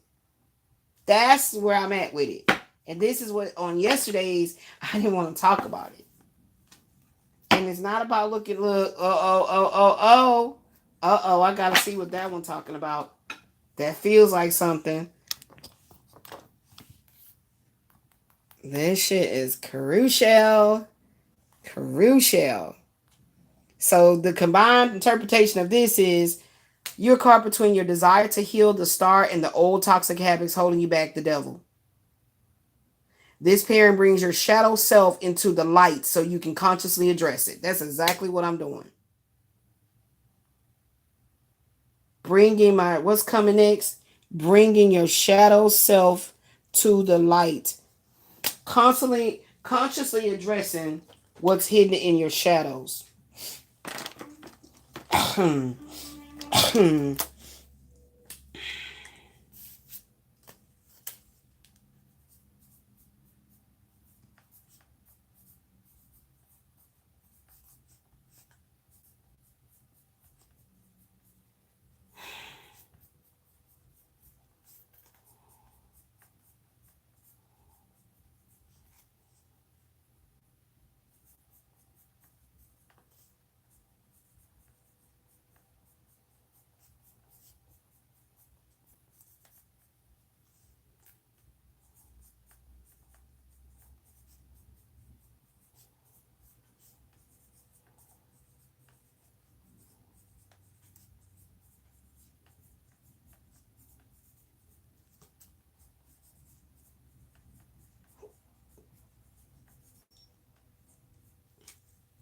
Consciously addressing what's still lurking in the shadows of your subconscious thoughts.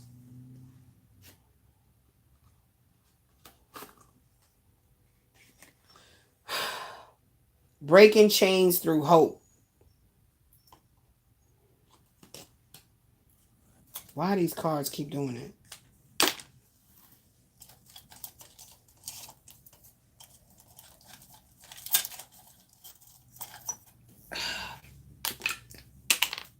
Uh-oh.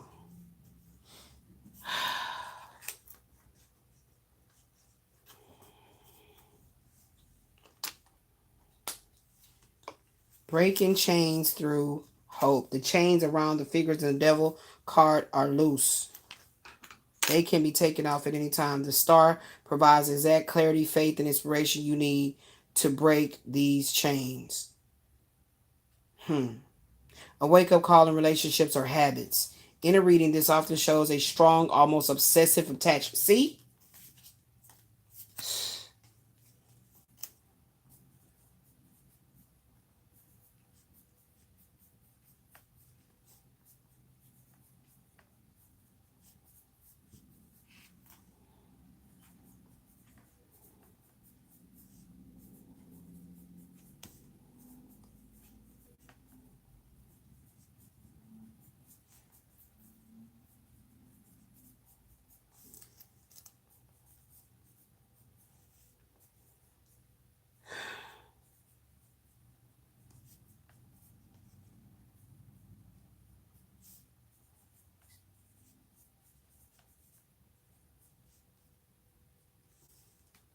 Breaking free of a strong bond, of a strong An obsessed person that refuses to let you go.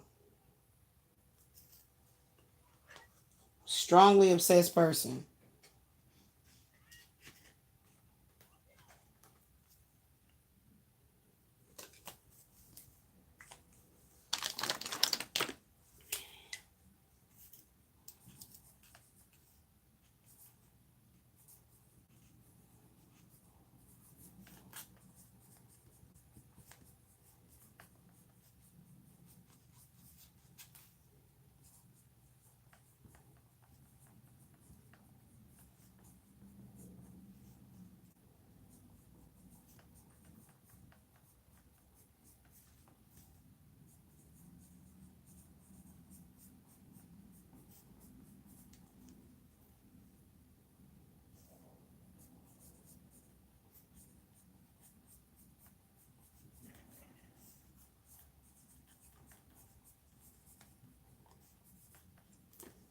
An overly controlling, obsessed ex is being brought to the light of justice.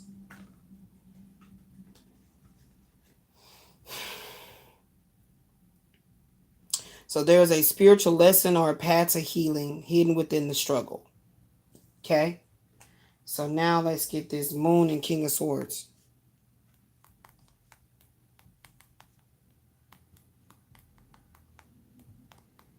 I was trying to watch that movie, Energy to Energy, and I was watching it all the way up to almost the end. And then I got bored. And that's how I knew that I couldn't avoid doing this by trying to watch that movie.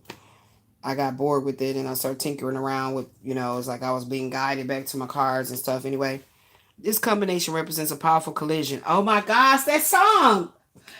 Oh my gosh. This combination represents a powerful collision between intense illusion and absolute mental clarity. Oh my gosh, that is the song. Oh my gosh.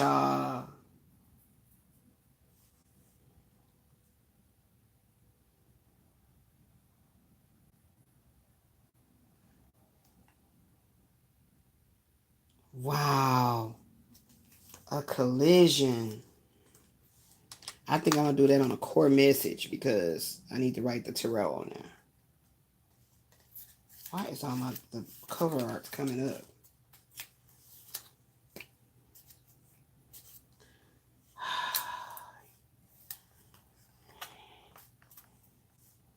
Wow. So a powerful collision.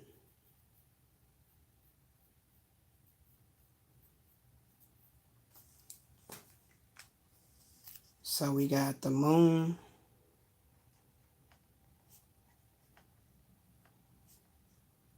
Upright.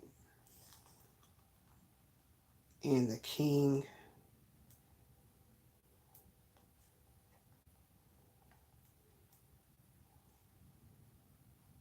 Upright. And it's talking about a powerful collision.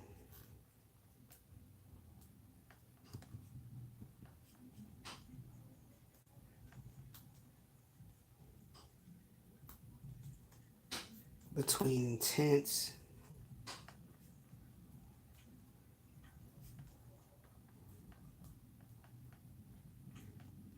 illusion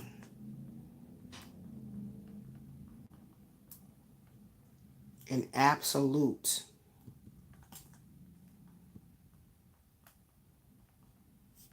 mental clarity. So I want to look at these cards right here and see. I think the Moon is Pisces. And what is the King of Swords?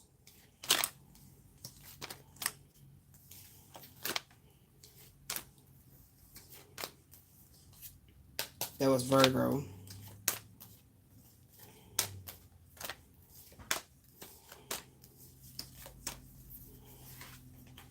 And the Ace of Swords is Gemini, Aquarius, Libra. So I feel like that's the ascendant.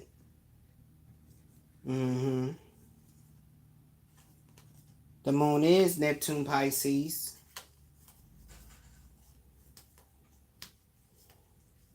What's going on in my Neptune? The moon is Neptune Pisces.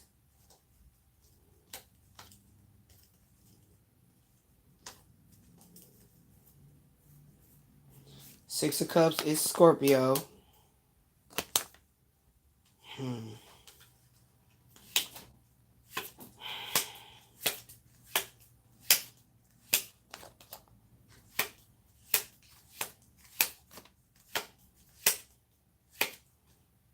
Taurus, Gemini.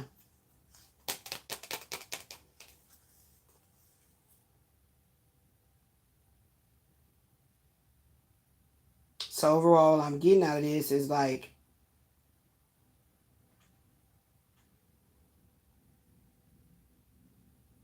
the same thing I already wrote. Something is hidden. There's something hidden. There it is again. There go that hidden shit.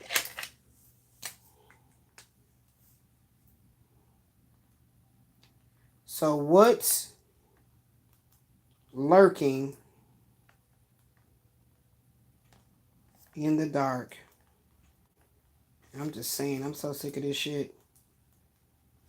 Because I don't understand why it always got to be associated with this food. Why is that?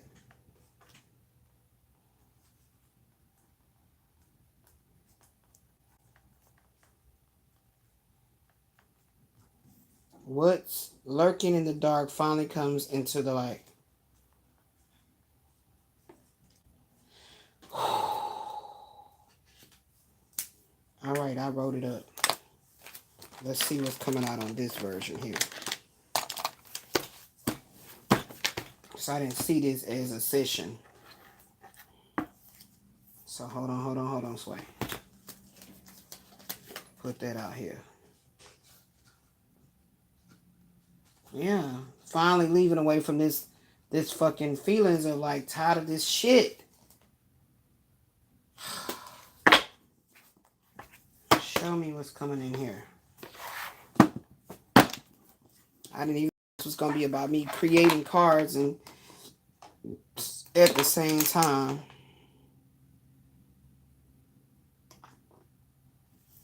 So it is that song When We Collide. It is that song.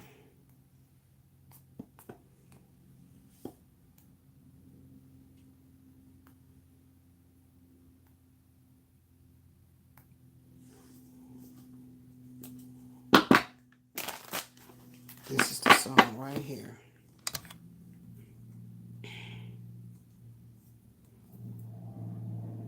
And then she's also looking at herself in the mirror, but she sees him.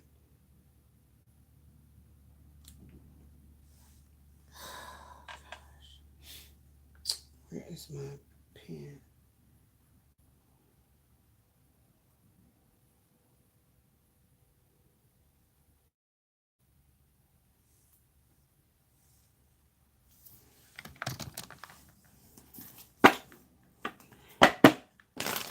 Can I get some resolve?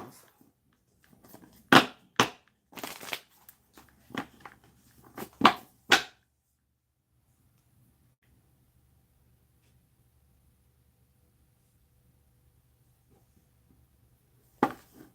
feel like I need to go back to diamond painting this shit, because this...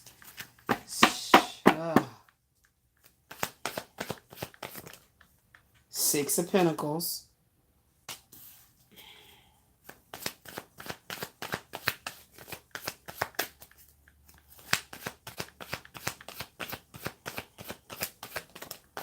Jumped right on top of it. Page of Swords.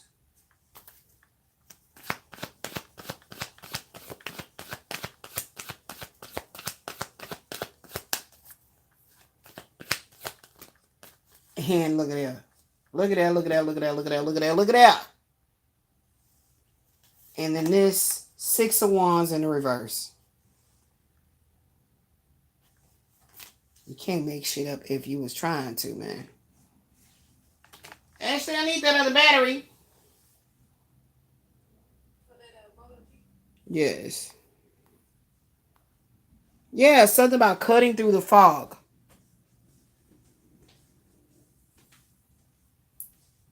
The King of Swords is the antidote, using cold hard facts and sharp logic, yes, to pierce through the illusions and see the situation for what it truly is.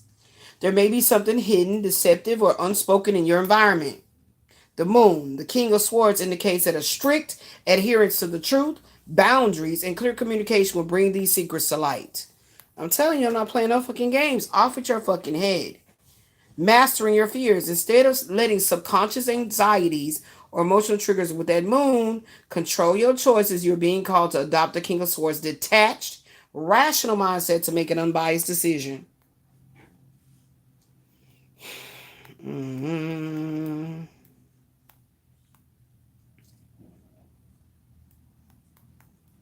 Mm-hmm.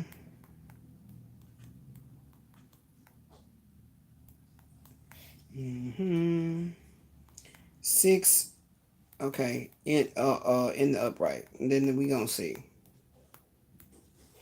So Six of Pentacles and page. Did I put the pages? Yeah, in the upright.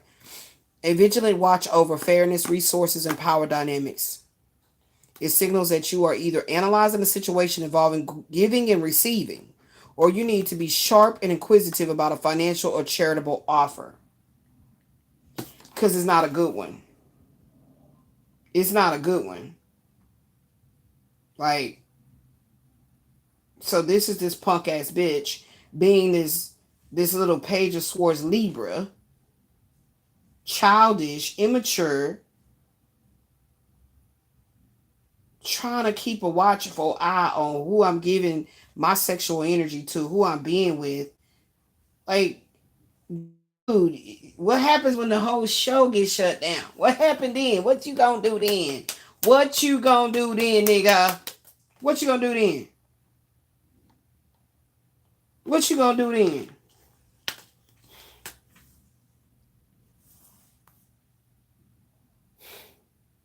Yeah, scrutinizing an offer.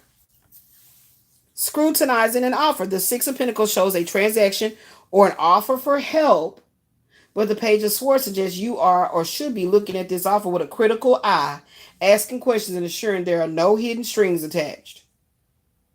Let me come over so we can talk about this matter in person. For what? You don't have to come over to this apartment for us to talk. Do you see how my day go? If you spying, you see how my day go. You see how my day go. Okay, I've been battling doing my picks because I just ain't been feeling like talking about nothing. About all the things. Okay? Because anytime it's about talking about Michael, I don't want to talk about him. Like, I can't talk about him, like, in a very emotionally attached way. Like, because I know a motherfucker is lurking and listening and everything. And this is why I told him I was going to take his videos down. I was not, he got act like he got upset about it. And I thought that was weird. But whatever, he was processing. I tried my best to explain it. He's like, it's not just lust between me and you or whatever, like some type of shit like that. And anyway, I still proceeded to take all his videos down. And I don't even communicate with him no more at all. And I refuse to. Because it's very painful. It hurts. So why would I make myself hurt? Investigating fairness. You may be investigating a situation to ensure resources are being distributed fairly. This pair of favors looking closely at contracts, financial agreements, or workplace dynamics. Yeah, that's that YouTube shit that I was just talking about. That's that YouTube shit I was just talking about. That's that YouTube shit. That's that YouTube shit. That's that YouTube shit. That's that siphoning resources that I was talking about. It's a siphoning going on. It's a funneling effect, siphoning going on. Specifically with my energy. I don't be speaking about nobody else because I don't know nobody else's numbers behind the scenes, but I know about mine. So, yeah, that's what this is right here. So, thank you, Tarot, for showing me right there when I brought that up that it was right on point. That's what it's talking about right there. Investigating the fairness thereof. So we're gonna write this up. Investigating the situation is the core message. I only write my cards for stuff that I know can help create a clarity of what's going on for the future. Because these same cards will be read again in the future. So, investigating fairness.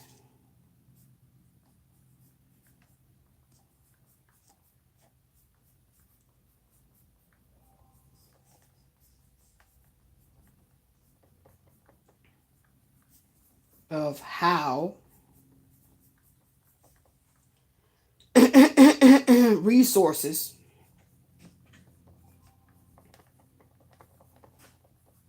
are being distributed.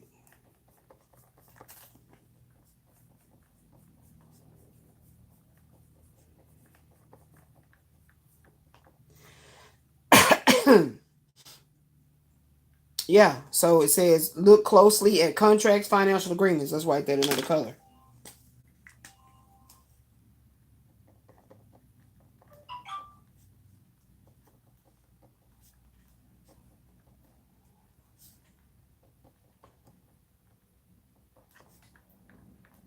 Look closely at contracts,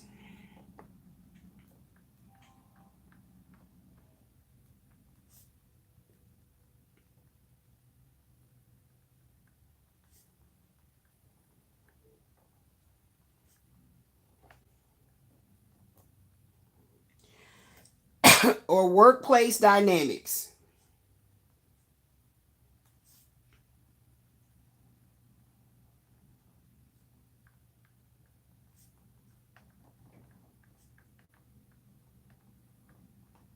Mm-hmm. To verify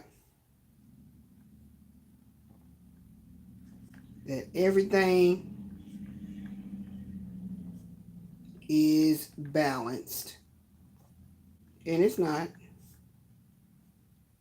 You'll never know really what amount of money you be making on YouTube if it's a siphoning effect going on.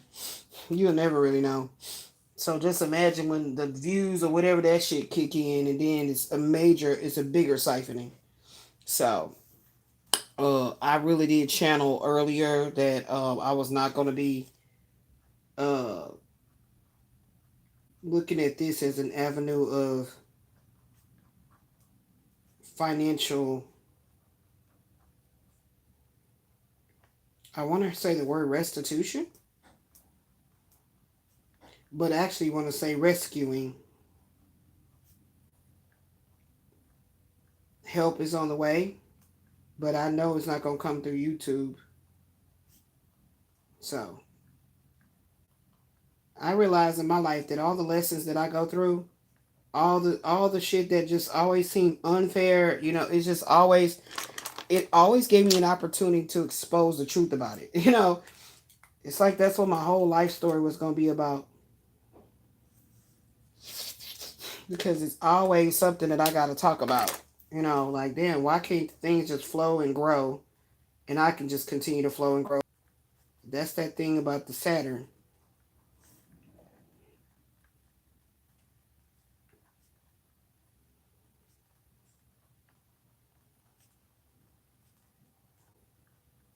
That's that shit about the Saturn, baby. Right there. There you go.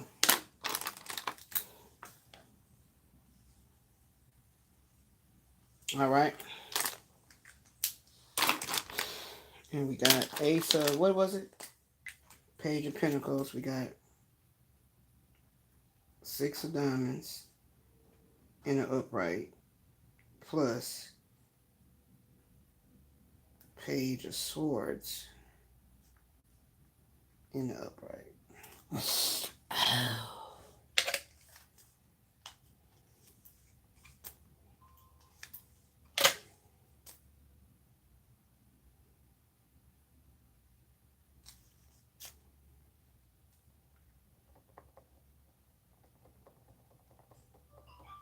All right, so that'll tell some stories later on down the road. Investigating fairness of how resources are being distributed, baby. Okay, so thank you for that, Spirit. And then look, we got the Six of Wands.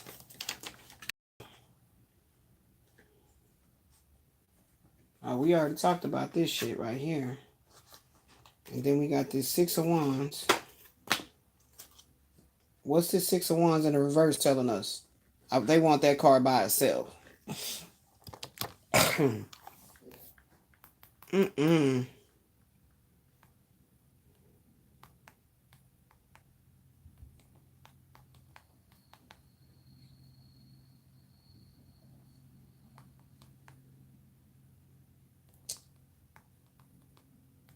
Okay?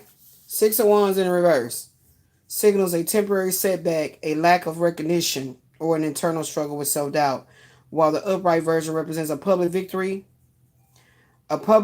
march. The reversal indicates that your win is being delayed, ignored, or overshadowed. I told y'all that. I don't be making shit up. I said that.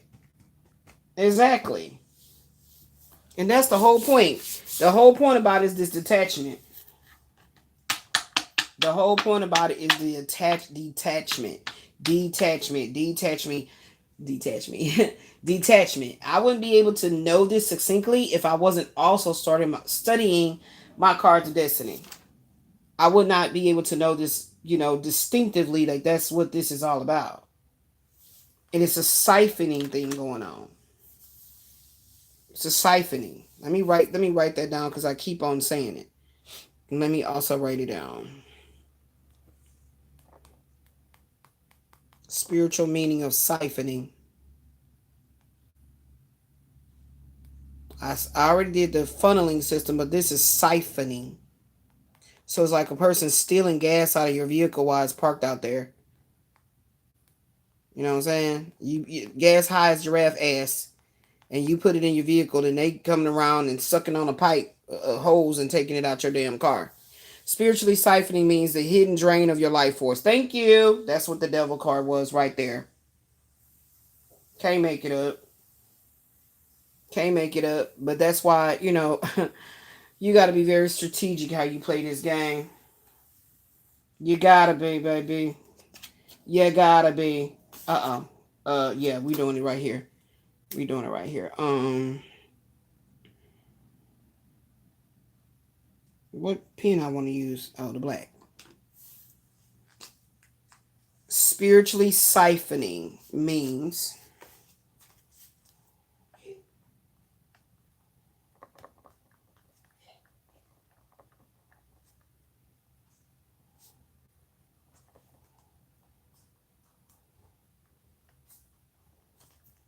let me put that siphon word in another color. Red.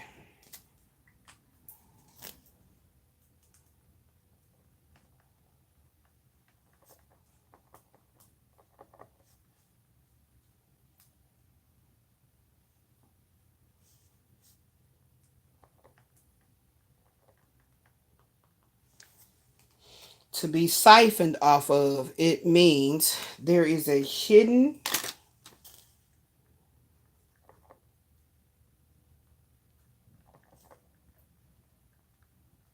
we're going to write hidden or covert enemy draining your life force. Now, we already talked about it in regards to relationships, right? Draining your life force. And I already highlighted what's going on with this YouTube bullshit. There's a hidden covert enemy draining your life force, your energy. Everything is energy. Your money is energy. Your breathing takes energy. Or your inner peace. There it is. And like I was saying about that quasi dude, also known as the pump master, baby, this is not gonna last for long. This is it. The death of you happens 2026. Your energy or your inner peace. Yes, and that's why the peace be still came up. Yes, indeed.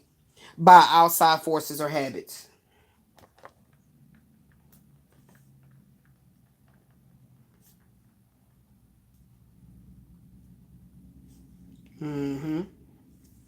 So we're going to put that word siphoning bigger than that so I can see it.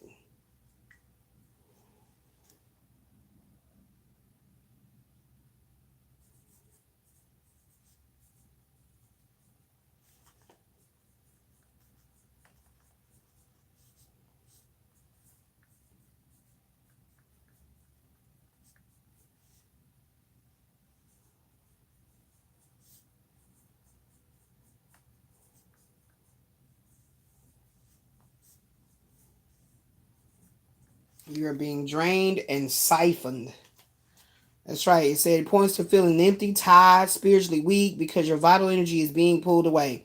Sudden exhaustion, feeling very tired or heavy after talking to a specific person. I'm telling you. I'm telling you what it is. I'm telling you what it is. I told you. Spiritually being siphoned off of means there's a hidden covert enemy draining your life force, your energy, or your inner peace by outside forces. We're going to write that again. What's coming next? Exposing the siphoner.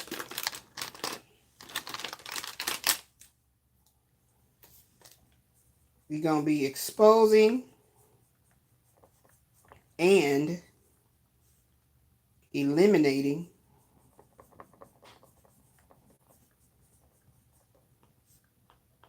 all entities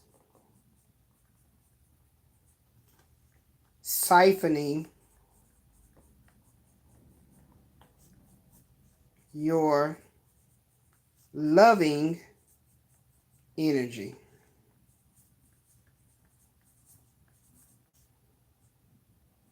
That's right.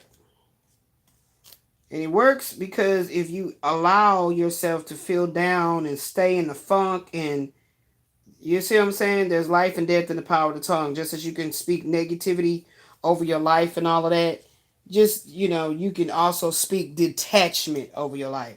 So you don't be connected and tied into the outcome. The way I like to say it all the time is you don't own the shit. It's not your shit. You don't technically own the shit, so why are you gonna be mad that they not paying you through the shit? I used to say this all the time. Why would YouTube pay me to talk about my life story?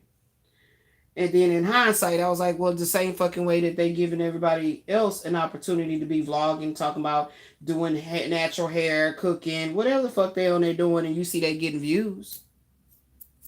You see they getting views, and you see they interacting with the general public via their videos being clicked on and watched and talked. They're being talked to, and if they ever go live that way as well, their shorts, all that. So when you detach, you did like you put something up, you didn't give a fuck if it went viral. It got 50,000, you took it down. Like that's the type of very rebellious spiritually. I'm a spiritual gangster. I'm very rebellious in that energy because what you will not do is play with my intelligence. I'm extremely annoyed by somebody trying to play with my intelligence and think I don't see what you're doing. Right? So why would I argue with you about why would I argue with you about paying me for my gifts and talents? Like, why would I argue about I'm going to communicate it because I see what you're doing. And it's very difficult for me to live in this world here, not communicate about the buffoonery that be going on. And they feel you should just go with it. And there's a lot of people that are always being treated like the black sheep or nailed to this proverbial cross, and or either being siphoned from. And I mean, come on. Obviously, I came into this incarnation as an eight of diamonds to do the work, that shadow work, and it was going to be by operating in a divine judge of Hierophant Taurus, King of Swords. What is that? What was that I said it was? I think that's Libra. No, no, that's the one that's what. Let me go look it up. Shit, is it close? Bring it back. I think it's Aquarius and Gemini. Let's go find out. Because I be forgetting that quick. That's why I like these, because they have the zodiacs and everything on it. And I refer to it if I don't want to just click it up on there on the internet and find it. So let me see. Excuse me. So the moon is Pisces. I shouldn't forget that anytime soon. I shouldn't forget that anytime soon.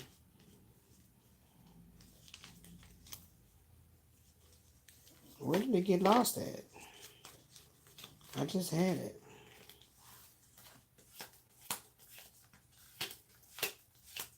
I think it's Aquarius and Gemini, but I want to be sure. Where did it go? I know it's not up here. Oh, yeah, no, but that's not the one I need. This is the King of Swords, but it's not the one to tell you what it is. These cards I always would pass. There it is. Taurus, Gemini. Taurus, Gemini. Taurus, Gemini. Yeah, I say that right. Taurus, Gemini. So that go that siphoning card that I heard earlier. The word I heard, they're siphoning your energy. And it's through some type of funneling system. There it is, yeah. Some type shit.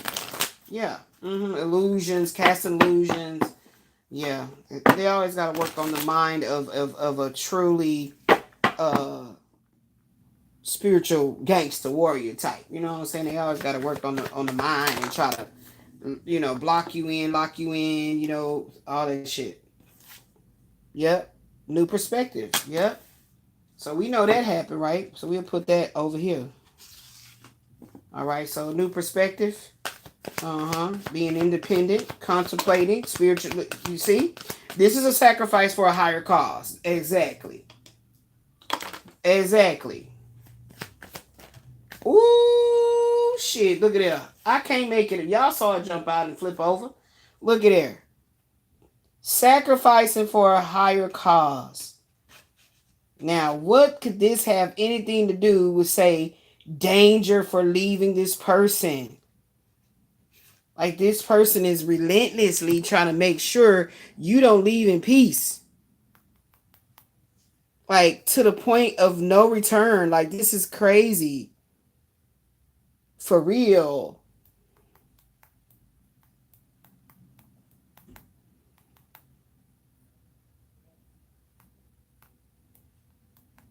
Wow. Now, I know it can also be talking about you operating in an energy that you can't let go. Okay, you can't surrender, but it's not me. I know, it's not me. In tarot, the hangman upright paired with the lover's reverse signals a period of forced waiting due to a fractured relationship. Told you. A fractured relationship. It's like basically saying that, let's say, for example, let's just say hypothetically, I was supposed to live this life married to someone that's very wealthy and was going to take care of all my needs.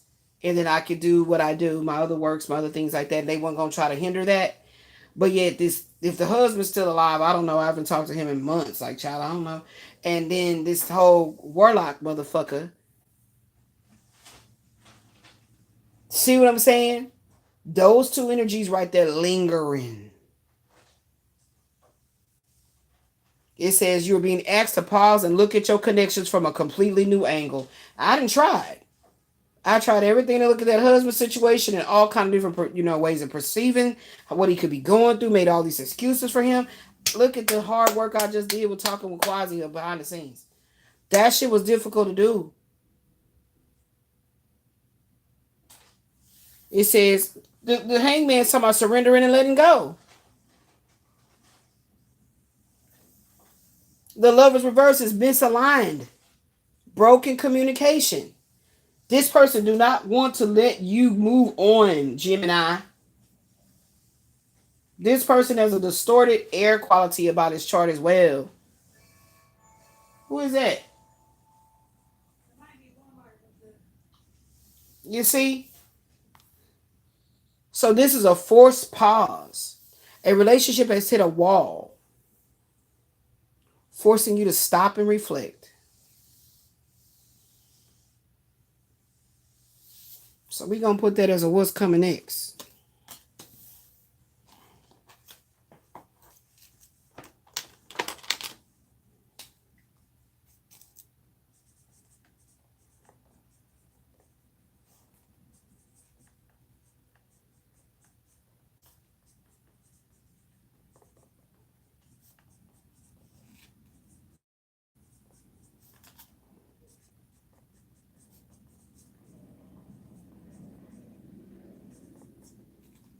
You're being forced to stop and reflect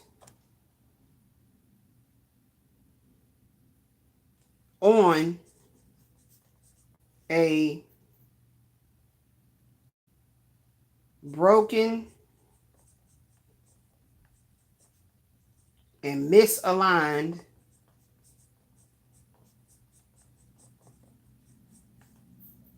relationship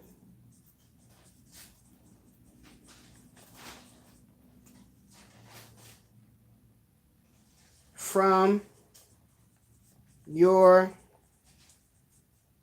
past.